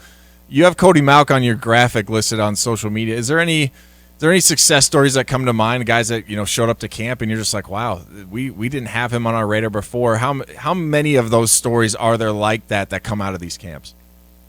Yeah, the list goes on and on in regards to that. I think probably the most the easiest stat to look at from that is that when you look at our roster, really for the last about 8 years now, looking back, roughly each year about 75% of our roster was at camp at some point in their career leading up to their time at NDSU.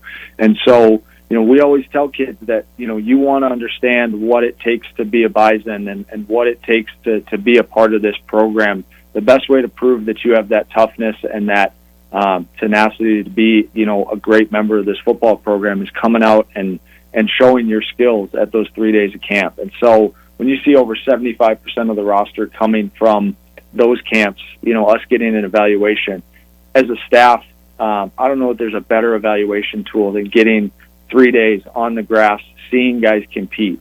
And so, you look at guys like Cody Mauch, Cordell Volson, Ben Ellison, guys, the list goes on and on of guys that came out, performed at camp, and really earned their opportunity to be a part of this program. And we've found that this camp is just an awesome evaluation tool to really see. And you even just look the last couple classes, the number of guys that were just high performers at camp. One of the stories I know I shared about a year ago, Darius Givens, a young man for us that's playing safety for us, just got done with his redshirt freshman year, but he was a guy that we had known about coming into camp, but just blew our staff away with his ability and not only from a testing standpoint, but smarts on the football field and athletic ability. And by the end of camp, it was, we couldn't walk away without offering the kid and giving him an opportunity to become part of the program, and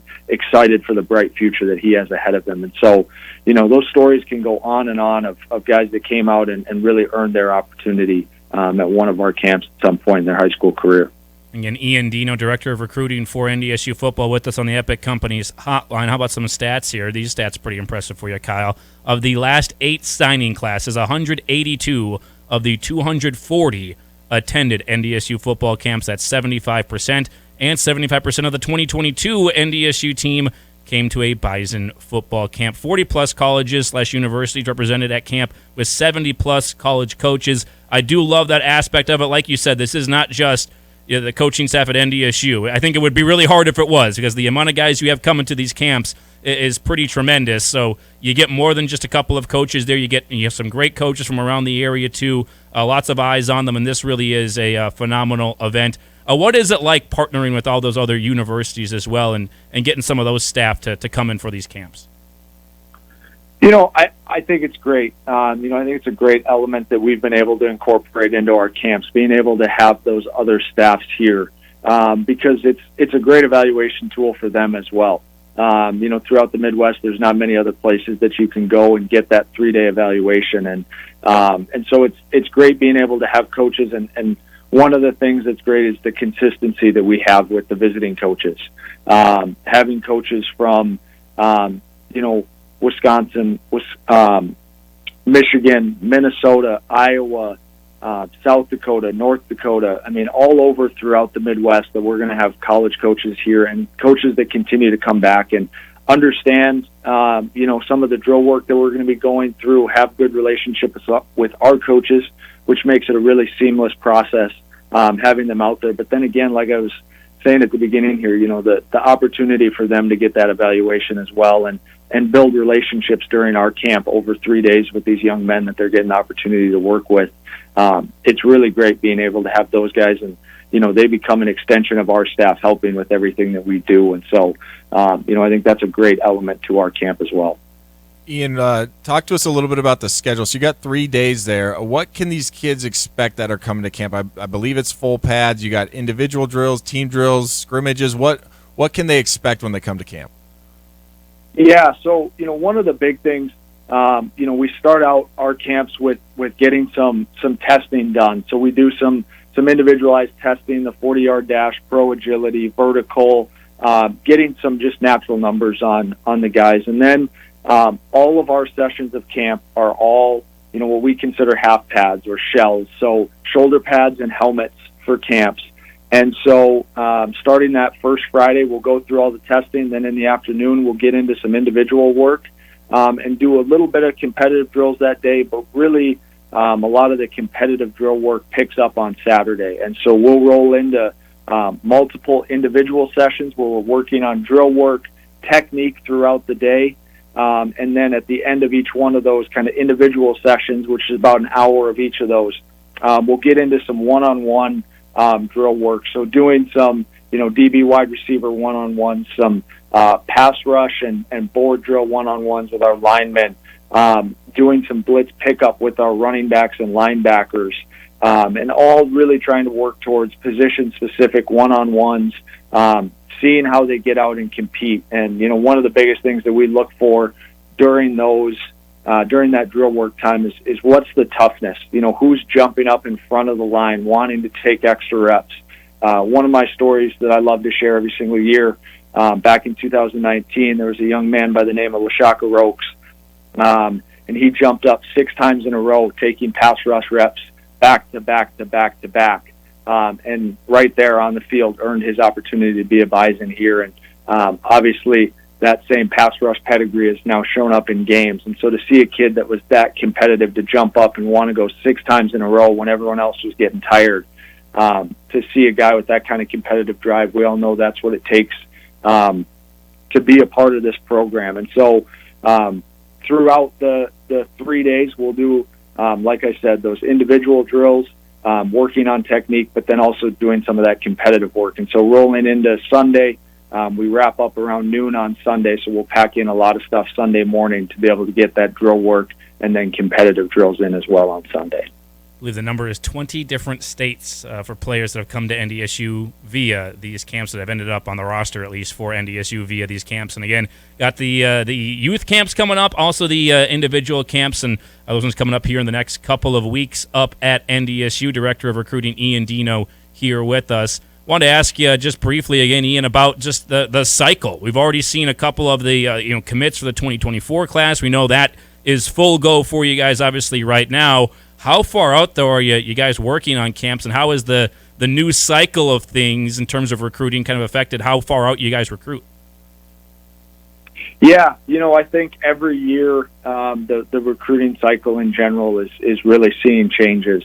And so it does push our staff to begin to start to look as we go into these camps, looking at younger and younger kids. And so getting the opportunity to work with, having grades 9 through 12 here, again, is a great opportunity for us to just start to get eyes on kids. Now, as you look at the grand scheme of things going into this fall, we'll really start focusing on finishing up that class of 2024 and starting to work with the 2025 prospects. But, when a young man walks in that maybe is a freshman or sophomore and has great measurables, there always is a maybe note made in our paperwork, or as we look back through camp after we wrap things up, of we should definitely keep an eye on this kid. Where was he from? And so it definitely, the landscape of college football has pushed up our recruiting cycles a bit over the years. But we're always going to still focus on the current class as we go through this, but making sure that we have our eyes open to any other prospects that maybe are in those younger groups to keep an eye on moving forward during camps. Again, for those listening, youth camps coming up on the 13th through the 15th. You got grades 1 through 4 and then 5 through 8. And you got the individual camps on the 16th through the 18th and the 23rd through the 25th for 9th through 12th graders. Ian Deno, Director of Recruiting, nice to join us on the Epic Companies Hotline. Always great to have you on here, sir. Best of luck with the camps. I know these ones require a lot of long days and nights for you and your staff out there, so best of luck with them, and thanks for the time today. Absolutely appreciate it, guys. Good talking with you. Of course, there we go. Ian Deno, Director of Recruiting for the Bison. There is a lot that goes into these camps. Like you said, the stats on them, we talk about how important they are, and I think sometimes it gets the eye roll. I think sometimes it's like, okay, guys, we get their camps, they're important. Again, 182 of the last 241 players on the roster, 75% of the camps in the last 8 signing classes have come to a camp. They're important. Yeah. They're very important. We talk about, think about it kind of like the NFL process. Like during the combines, the pro days, like why do they like it? Well, they want to see the prospect in person, right? It makes sense. Like, and also, like, you can see what you can on film, but if you can't see them in person, like you want to meet them, talk to them, and see what they do with your own eyes. Who was the coach that recruited you? AJ Cooper. Okay. Think about, especially players, Florida, Atlanta, Arizona, Texas, whoever the coach is that's recruiting that area for NDSU, maybe the only coach they've really had contact with. Maybe he's talking on the phone. Maybe it's been a FaceTime thing with Coach Entz. Now it's Coach Entz's chance to meet the person in person and meet the kid, and the kid to meet them too. It works both ways. That's why it's great for the kids who want to do this. That's why you see so many of them go to a ton of camps, and that's why a ton of them come from all over the place to NDSU here, because it's your chance to, okay, I've met Nick Gazer, I've met Randy Hedberg, I've met whoever. Now let's meet maybe my actual position coach. That if I come here and maybe I'm recruited by the wide receivers coach, but I'm going to be a defensive end, and I want to meet the defensive end coach, and I want to meet the defensive coordinator. Those type of things are really important to it as well, and for the coaches to meet the kids, very important stuff. Did you attend a NDSU camp? I did. Okay. I went a little bit of a different route. I went to a one-day camp. I don't even know if they do it anymore, to be honest. I don't think they do. It was a little bit different. So 3 days. Kind of like what Ian was talking about, did some measurables, things like that. It wasn't padded, but then it was cool. I got to see the campus a little bit, got to meet with Coach Bull. So I did come to a camp technically. So I don't know if I would fit into that statistic because I didn't come to the 3-day camp, but I did come to a camp. Okay. My first trip to Fargo ever. Really? Yeah. Do you remember your mindset walking away from the camp? You're thinking not. this could be a spot I go to? Yes. Well, definitely. Yeah. I think coming in, as I said on the show before, when I first, considered NDSU, it was like, oh, I hope they offer me a scholarship, and then maybe Nebraska will offer. Like that was kind of my mindset at first, and then I came here again on a recruiting visit, and then it shifted. Like, okay, I could actually see myself playing. Like, there's something going on here. Even though there was a year there were 3-8, I don't know what it was. I've been asked this many times. I don't even know. I don't know how to put words to it. It was just a gut feeling, Like that's often how we have to make decisions in life, and that's kind of how I walked away from it. It was all right. This Fargo place, they got something brewing here. I like it. Something in the water. Something in the water. By the way, with when Ian was talking about the measurables, so we, height, weight, we do the 40, we do Micah. I was thinking Micah, 100%. Yep. Yeah. I love how that's the first thing we all think about now. Micah would have been we should get Micah into the camp right away. My first day of the camp, like you need to come getting axed. Well, you're gonna look at if you look at my size in high school, I was not big in high school. I didn't play football. There's a reason I didn't play football. I played baseball. I think my body was built for baseball. They do have specialists. I should have stuck with that. Kickers, punters. They bring kickers. They bring kickers in. Oh yeah. I still have college eligibility, so maybe I should go there and kick that 45-yard field goal we've been talking about. I can't wait. I really want a free lunch. Kickers and punters only. Please inquire in early July about a possible date for a specialist-only camp at the end of July. I'll do that. I'll show up. Inquire. Kick some. Inquire. Use that big leg of mine. Please don't. What was it, 5.740? My slowest. Yeah. My slowest slowest one was 5.740. That was the slowest that's the one where he got gassed after 30 yards. That's the one where he's crossing the 5-yard line and audibly saying before he's finished, this was slow. That was slow. That felt slow. Audibly saying it before he even I'm so upset I missed that. Finish line. It was pretty good. He did have one that was faster at 5. It was like 5.5 or 5.4 something. And then had one that was probably faster than that, but you ran before I said go and might have not had the stopwatch going, so we don't know a time. Just happened to be the first one. We didn't happened to be the time. first one. We didn't. You can do another one when we kick the field goal. Yeah, we can do both of them. See if I've improved. That summer body. That summer body's maybe coming in. Yeah. All that trash you've been running out to the dumpster and working on that technique, it's gonna pay off for you. Maybe. You never know. We'll take a break here. We'll come back. Plenty left to get into. We'll also hear from Jack Stile in a little bit. But when we come back, we'll do the Summit League Cycle or the Summit League Bat Chat. That was also a proposed name for this next segment, as Adam Hildebrandt, the voice of Oral Roberts Baseball, will join us to preview the Summit League Baseball Tournament next on The Insiders. You've got The Insiders on your Bison Nation station, Bison 1660. So most companies claim they have good people, good product, good customer service, but the question is how often. We go the extra mile to take care of our dealers and our growers, and more importantly, their families and their customers. ProSeed tries to bring a family-like experience. Farmers, we want to understand what their challenges are. We also want to bring products to them that help them overcome those challenges so that they can be as successful as possible. Need seed? Think ProSeed. ProSeed.net.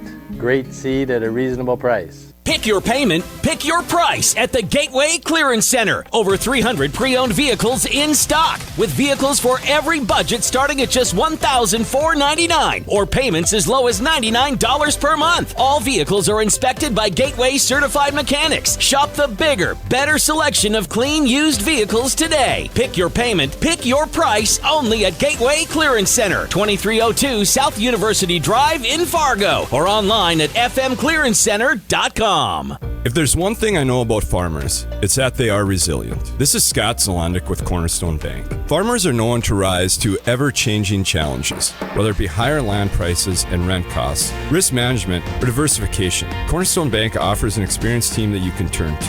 If you're looking to save, borrow, or spend, Cornerstone Bank will find the best financial options for business, ag operations, and your personal needs. Come see us at Cornerstone Bank. Member FDIC, Equal Housing Lender.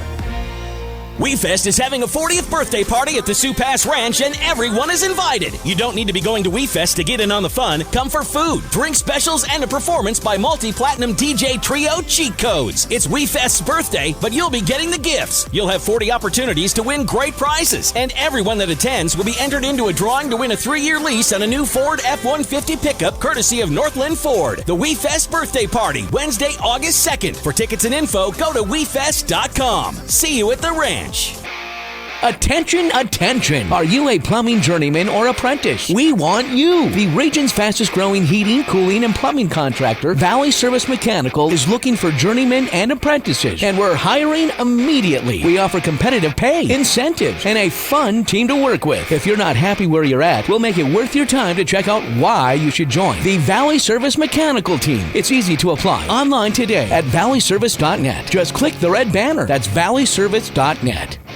Just because you own a pontoon doesn't quite make it a party barge until you visit Sight on Sound. That beauty was an investment into fun. Make sure you take your Bluetooth marine audio to the next level with brands like Kicker, Alpine, and Sony. Get noticed for style and safety when you get that tricked out LED lighting with Sight on Sound. Get to Sight on Sound today to see all the exciting options for this summer. Online, sightonsoundfargo.com. Bring it on home from Sight on Sound.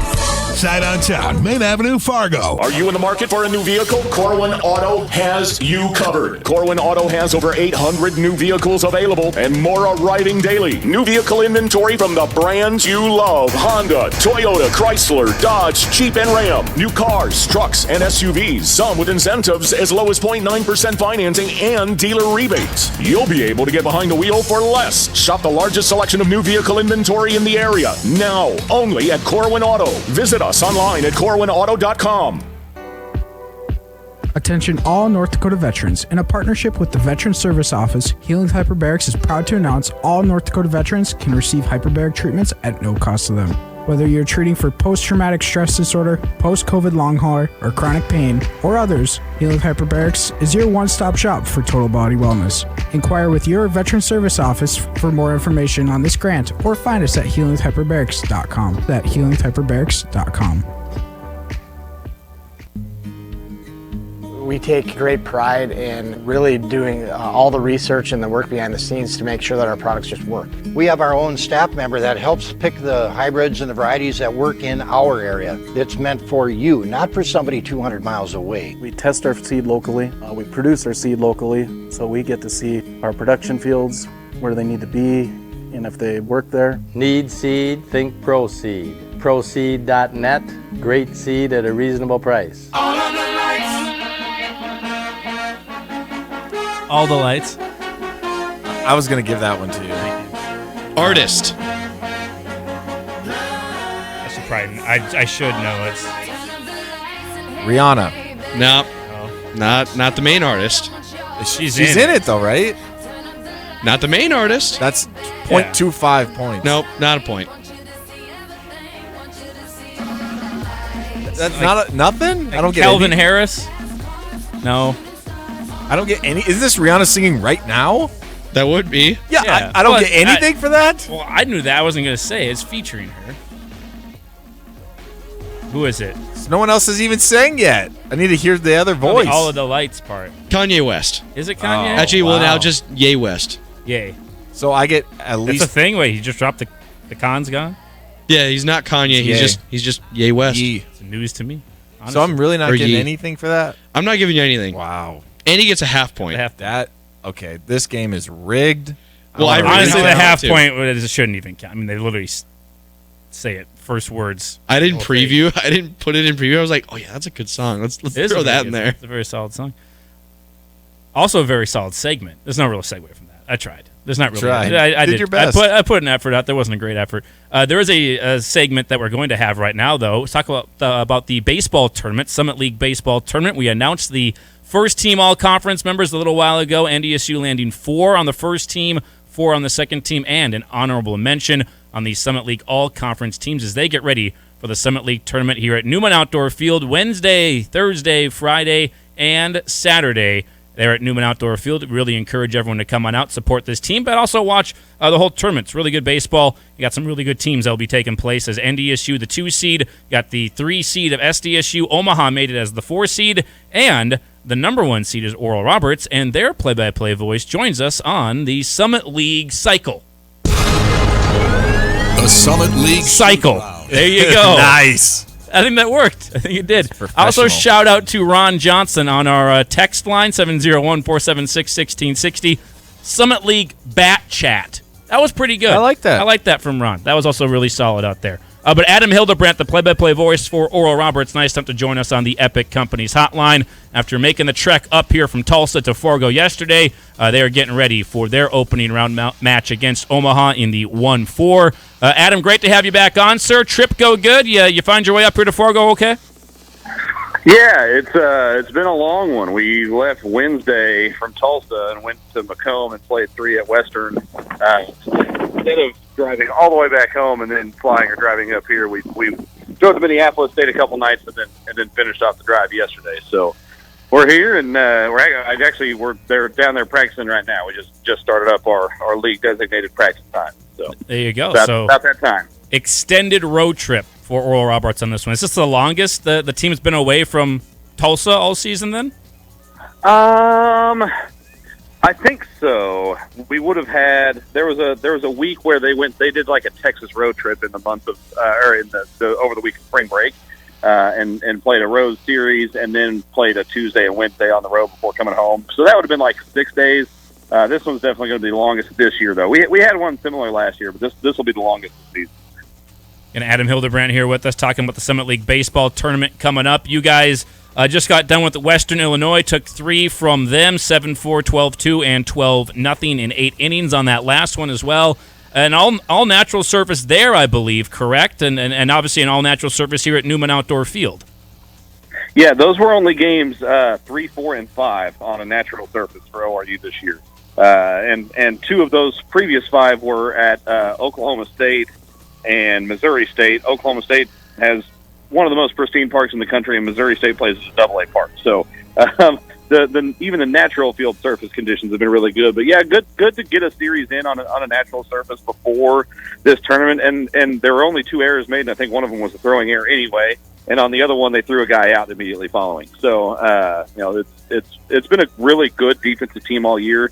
Number 3 in the country right now, fielding percentage. This is a group that can play and can cover a lot of ground defensively too. So the dimensions here at North Dakota State also maybe play into the ORU's favor a little bit in that sense. Adam, I'm sure if you asked Oral Roberts coaches, players, the politically correct answer would be, well, we don't care who we play. But there was a little bit of a battle for that 4 seed between Omaha and Northern Colorado. Obviously, ORU didn't lose to either of them. Had a couple of close ones against Omaha. But in your opinion, was there a team that they would match up better in that first round? Are they happy with Omaha, or did they truly not care? I don't think they cared. I personally was kind of on the fence because I think Omaha has better arms and will present a better challenge from that perspective. But also, Omaha, frankly, hasn't played great baseball over the course of the last month or so. They had really been struggling because they were out in front for a while for that 4 spot and hadn't been playing very well. So Omaha may be the colder team of the 2, but I do think the more talented of the 2 teams. So it's probably the matchup that was deserved in terms of the 4 most talented teams making the tournament this year. Yeah, completely agree with you on that one. And it was kind of fun watching that go back and forth on that final day and see, can Northern Colorado actually pull it off? But Omaha getting the victory there and getting the 4 seed. Definitely a dangerous team. But like Kyle said, you guys got the wins over them this year, even though there was a couple of close ones. What do you take away from the series against them this season? And how do you think you match up with the Mavericks? Yeah, it's a good matchup. Mike Bovee obviously is an incredibly dangerous hitter, and that team as a whole has some pop and has some power. Without I'm drawing a blank on his name. The lefty that got hurt actually, I think around the time that we played them. Without him, that depletes them arms wise a little bit, but certainly Rydell, yeah. But Peyton Tenney, Harrison Kryling, those guys still both very talented, and it's a team in Omaha that has given ORU trouble in years past and in tournaments past. So certainly nobody that anybody's going to overlook. And that's the thing about baseball. ORU, I think, proved over the course of the regular season that they were the best team in the league, but that doesn't mean you don't still have to come and win at least 3 games here in Fargo. So with baseball, anything can happen, and you got to make sure that everybody's on point heading into this thing, because Peyton Tenney or Harrison Kryling is absolutely capable of going out and shutting the team down for 6 or 7 innings. Adam, the Summit League came out with their individual awards, first team, second team, honorable mention, some of the player of the year, pitcher of the year. You guys swept them all. Oral Roberts has all of them. There's too many to go through, but one I wanted to highlight was Jonah Knox. I went through some of his stats. I think he's hitting like .435 on the year, like 8 or 9 home runs.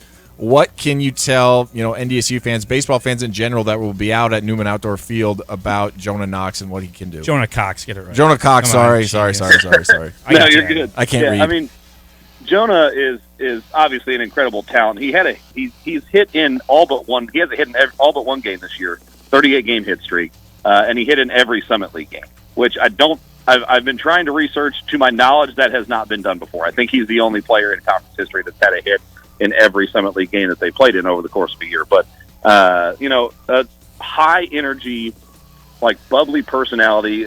People might remember his brother Joshua, who was here the last couple of years. Similar in personality, just kind of happy-go-lucky, but he can flat out play. And in my opinion, and when you think of like the the tools of baseball, right? Like power, hit for power, arm, speed, can hit for average too. Like he is, I think, the most well-rounded player that we've had in my 7 years here, and that includes guys like Spencer Henson, who was drafted in the top 10 rounds, maybe 5. Matt Watley was a 3rd-round draft pick at a catcher. We've had a lot of really good pitchers, but I think in terms of just the overall ball player, I think Jonah is maybe the best we've had since I've been here because he can hit for some power. He's top 3 in the country in triples. He's top, I think, 20 in doubles as well or something like that. And again, like you said, he's 2nd in the nation in hits and like top 5 in average. So just can do it all. And he was a middle infielder before this year. Like, I mean, he's robbed 2 homers this season, or at least 1 because he did it last weekend. And he was a middle infielder his entire career until this year. So just an incredible athlete and a really good kid.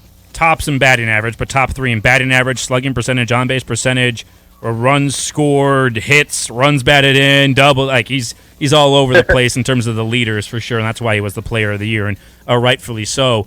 You obviously guys had a matchup with NDSU earlier this year. It was supposed to be here in Fargo, wasn't, got moved because NDSU Fargo weather just is Fargo weather. Thankfully, it's supposed to be pretty good weather here this week and weekend. But what do you guys take away? What did the team take away from that 3-game set with NDSU, where they did have their one conference loss with NDSU there, and another close one in the 3rd game of the series? Yeah, and you know, the kind of surprising that the one game that ORU really performed to its standards offensively was against Cade Feeney, who was, you know, first-team all-conference player.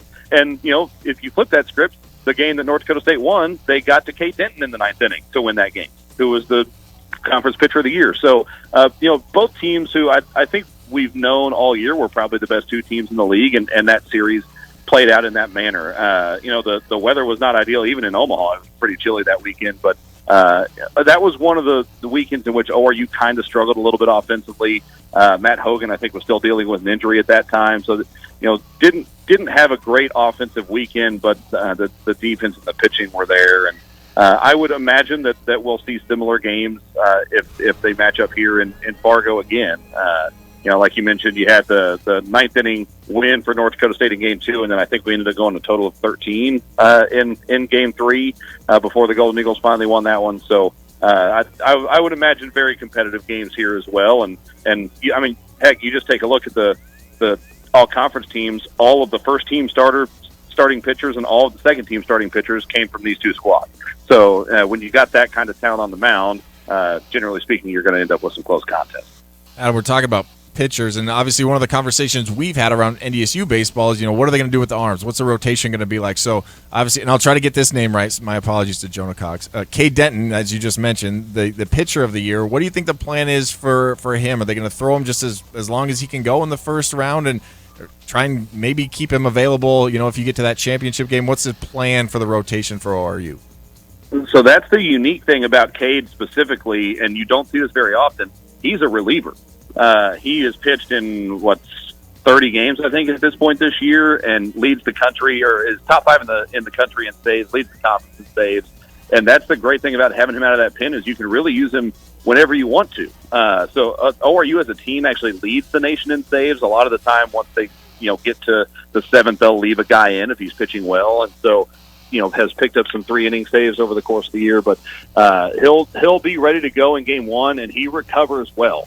So it would not surprise me to see him in back-to-back days at all, even if he pitches, 2 innings in Game 1 or something like that, 2 or 3 innings. He's a guy who bounces back really well and kind of has an easy arm motion. From the starting pitching perspective, they threw both Jacob Hall and Harley Gollert on Thursday last week in that first game, which they've been the Friday and Saturday starters all year. So they'll look at the matchup with Omaha and throw whoever they think is best for that game tomorrow. But ORU starting pitchers have been phenomenal all season. They've all got ERAs that are under 3.5 on the year. In conference play, I think they're all 3 under 3 at this point. And Brooks Fowler, who's the Sunday starter, has arguably been the best down the stretch. He's gone 3 straight outings without allowing a run scored. So they've definitely got options, and they'll look at the matchup and figure out who they think is best for that specific game. Yeah, they've got plenty of arms, especially for a tournament like this. And I don't think it's a slam dunk. Obviously, that either team wins the first round game. Anything can happen when it comes to tournament time. But if NDSU and Oral Roberts are lucky enough to meet up in the second round, how important is that second game, because if you win both of these first two and you don't play on Friday, I just think that's almost as big of an advantage as there is in college athletics and in postseason games, that you get a whole day to rest all of your guys. That day off on Friday seems like about as big of an advantage as there is in anything for the Summit League, any tournament. Yeah, because what it really does is it allows you to have a full bullpen for definitely one and potentially two games on Saturday, which is a huge weapon to have. So that's huge from that perspective. And then also just being able to only have to win one game as opposed to two on Saturday. ORU has never not made the championship game in the tournament, and if they've lost one of those first two games, they've always forced Game 7. So they've always made it to the last game in every tournament they've played in. So they are perhaps set up as well as anyone because of the bullpen depth as well to potentially need to win two on Saturday, but obviously that's not the position you want to be in. So it's massive if you once you get to that semifinal game on Friday to win that one, and that's just getting in the catbird seat that way is where you want to be for sure. You can hear the bats swinging in the background. Adam Hildebrandt, voice of Oral Roberts, nice enough to join us on the first ever edition of the Summit League Cycle, a.k.a. Summit League Bat Chat here on the Insiders. Adam, really thanks for the time. I really do appreciate it. I hope you and the family are doing well, and we'll see you up there in the booth this week. Yeah, I appreciate it. We'll see you guys soon. There you go. Adam Hildebrandt, nice enough to stop by with us. We'll get Kyle Emanuel right up on the Oral Roberts roster in case it's needed. I'm giving you a hard time. The Summit League Cycle brought to you by Todd Cattermas with Beyond Realty. Trust an expert who knows and understands the ever-changing market when you are ready to buy or sell your home. Todd Cattermas is a proud partner and the preferred realtor of NDSU Athletics. Call Todd today at 701-371-4234 or visit him at 4832 Amber Valley Parkway in Fargo. Take a break, come back, wrap up the show here for you over the next couple of minutes next. The most complete Bison coverage in the region. Your Bison Nation station, Bison 1660. Twin Peaks is the best in the game. Here, it's bigger game days and bolder fight nights. I mean, where else can you find a scratch kitchen that always comes in clutch? Every day, from lunch to late night. Only at Twin Peaks, the #1 sports bar. No one does happy hour like Twin Peaks. Whatever your preference, we have everything from tequila cocktails and an extensive bourbon category to top shelf spirits and cocktails served over ice balls. Local craft beers and handcrafted whiskey cocktails round out an adventurous drink menu second to none. And don't forget about our 29-degree man-sized drafts. Gateway Chevrolet's Mega May sales event is going on now. Get up to $4,000 off a new Chevy Equinox at Gateway Chevrolet. Get up to $6,000 off a new Chevy Silverado in stock and ready to sell today. If it's a used car or truck you want, Gateway Chevrolet's Mega May sales event includes used cars and trucks with payments from $99 a month, or how about no payments for 6 months? Plus, Gateway Chevrolet will buy your used vehicle for top dollar. Gateway Chevrolet's Mega May sales event on now. See dealer for details. Since Nodak Insurance Company started, we've gone from paying by mail to paying online. Your proof of insurance in the glove box has changed to a quick tap to our online app. And as new technologies make farming more efficient, our coverage ensures you're always protected. The way we live and work has changed, but our values, service, and commitment have remained the same. Nodak is constantly evolving to meet your insurance needs and deliver answers where and when you need them most. Nodak Insurance Company. Agents with answers.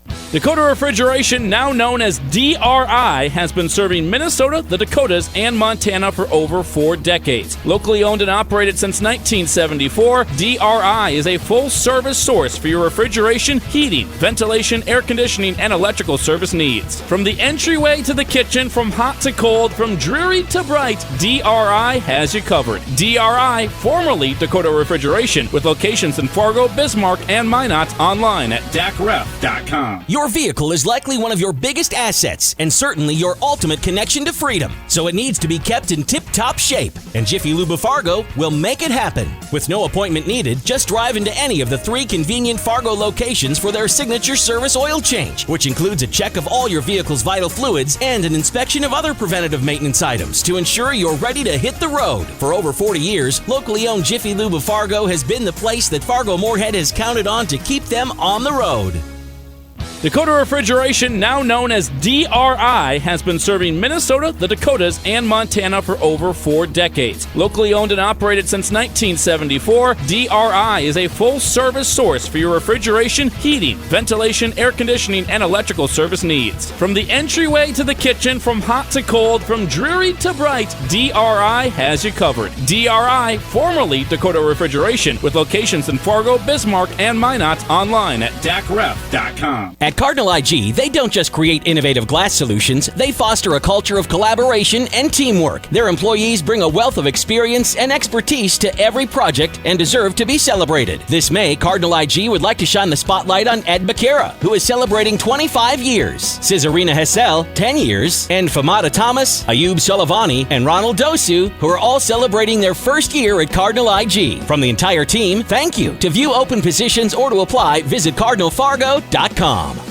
It's the season to have the sun on our face, and Nick, I bet many are imagining themselves, like myself, cruising to the lake in a Jeep, and right now at Jeep season at Corwin, one could. That's absolutely right. Jeep season is here, and we have some hot deals, such as the 2023 Jeep Compass. You can lease it now for as low as $349 a month, or cruise to the lakes in style in a Jeep Gladiator that leases for as low as $499 a month. Plus, all new Jeep models come with the Jeep Wave customer care that includes free maintenance and roadside assistance for 3 years. But something else you might do a lot this summer is hauling, like boats, campers, and more. What vehicle do you have for those tasks? It's also Ram season here at Corwin, and we have the crowd favorite Ram 1500 Laramie that one can drive home today with 10% off MSRP or financing as low as 2.9%. And don't forget about the Ram 1500 models like Bighorn and Warlock. We have a huge selection, and leases are as low as $449 a month on those. Jeep and Ram season are our favorite seasons, and they're going on right now at Corwin. Shop ahead of time at CorwinAuto.com. Bison 1660. Back. Nickelback. Okay, yeah. Half point. Oh, this is one of. I've heard this. Can I get? If I guess, am I out? If I get it wrong? No, you're not out. Andy gets one guess after you guess. Burn it down. Nope. No. Close. It wasn't Burn It Down. Oh, I know what it is. Can I guess again? I'll give Andy 4 more seconds. Okay. It's a rock star? Burn It to the Ground. Boom! Yes. Full point, Kyle Emanuel. He's back. I was so close. Good thing that was there. Andy Reckoff, Kyle Emanuel, and Mike Abindi with you on the program. Welcome back in. It is the Insiders. I needed inside a of win. our Theraldson Ethanol broadcast studio. I think it's like 7-2 now this week. Yeah, but after mispronouncing someone's name in the last interview, 5 to 1.5. Thought 5 to Cade 1, Denton was a better than I starting thought it pitcher. was. He's a relief He's a pitcher. I relief needed pitcher, a win. and he's a dominant relief pitcher. 60 strikeouts to 8 walks. I guess the question I asked kind of makes sense. But the Bison for a got to him relief once. pitcher.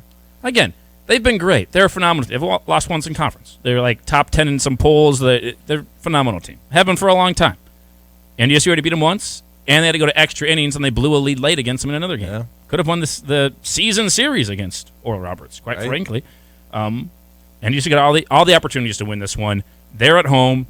Oral Roberts hasn't played here this year. As he said, they only played 5 games on a natural surface all year. Which is crazy. A lot, because they play on a non-natural, on turf, and they play a lot of games on turf as well. It does help that they just played. Their last 3 games of the regular season were on a natural surface, but haven't played there as much as NDSU has in terms of the natural surface, and NDSU gets to stay at home. I think the more interesting thing is they came right here from Macomb. So they were on the road all of last week. Went to Minneapolis. You're back. You've been away for a while, and I know that they're not dealing with schoolwork. School is done. School is out. So they've basically got the little bit of professional life kind of here, like we talk about winter camp for football, right? When it's just football. But when you're gone for that long, it does tend to wear on you a little bit. I think that's an interesting angle to this thing. Right. When if it were NDSU, you'd be like, oh, been there, done that. Right. Basically in 80% of the season. Right. Oral Roberts playing Tulsa, a little bit warmer climate. They didn't have to deal with that as much as Adam mentioned. They had a trip around spring break, but they're used to coming home. Where NDSU, it's like 5 games on the road. You come home, 1 practice, 1 walkthrough. We're back on the road again. Get on the bus. So they are definitely pretty used to it, and we'll see if Oral Roberts can overcome that. I think they're a phenomenal team. They definitely have the talent to overcome it, but should be some really good games, whether it be NDSU or SDSU against them in some of the games. I do think they're better than Omaha. I think Omaha's got all the talent. Mike Bovey's great. Hurdle's a really good player. They've got some pitching, and I don't think they're going to have their top guys for that first game just because they pitched in the series against Northern Colorado, and they pitched pretty deep into the ball game as well to try and get some wins and solidify themselves in the tournament. So that's going to play a factor, I think, for sure. But outside of Omaha, I think all three of those teams can win it. I really do. Just Omaha hasn't put it together consistently. They have the talent, but they haven't put it together consistently. So I wouldn't say they've got a great chance to walk away with it. Should be a fun tournament. Really should be. Looking forward to it. NDSU 6:05 first pitch at Newman Outdoor Field on Wednesday. Our coverage starts at 5:40 from Newman Outdoor Field, and we'll have the bracket for you. We'll tell you, what we'll update you when the games are. We don't know exactly when it's all going down yet, but it's going to be fun when it gets going there on Wednesday. That will do it for us today. Big thanks to all of our guests. Cade Feeney yesterday talking with me, practicing, getting ready for a tournament. Some guy comes up and says, hey, can I put a microphone in your face? He was nice enough to say yes to it. Very generous there. He'll be pitching game 1 for NDSU. And then you had Adam Hildebrandt we had on, and, of course, Ian Deno, Director of Recruiting for NDSU. Tomorrow on the program, the head coach of Bison Baseball, Tyler Oakes, will stop by. We'll play a conversation with Jack Stile as well that we didn't get to today, and a whole bunch more. Coming up next, it's Colin Cowherd and the Herd, Fox Sports Radio. Back with you again tomorrow on The Insiders, brought to you by Proseed. If you need seed, think Proseed. Talk to you tomorrow, Bison Nation.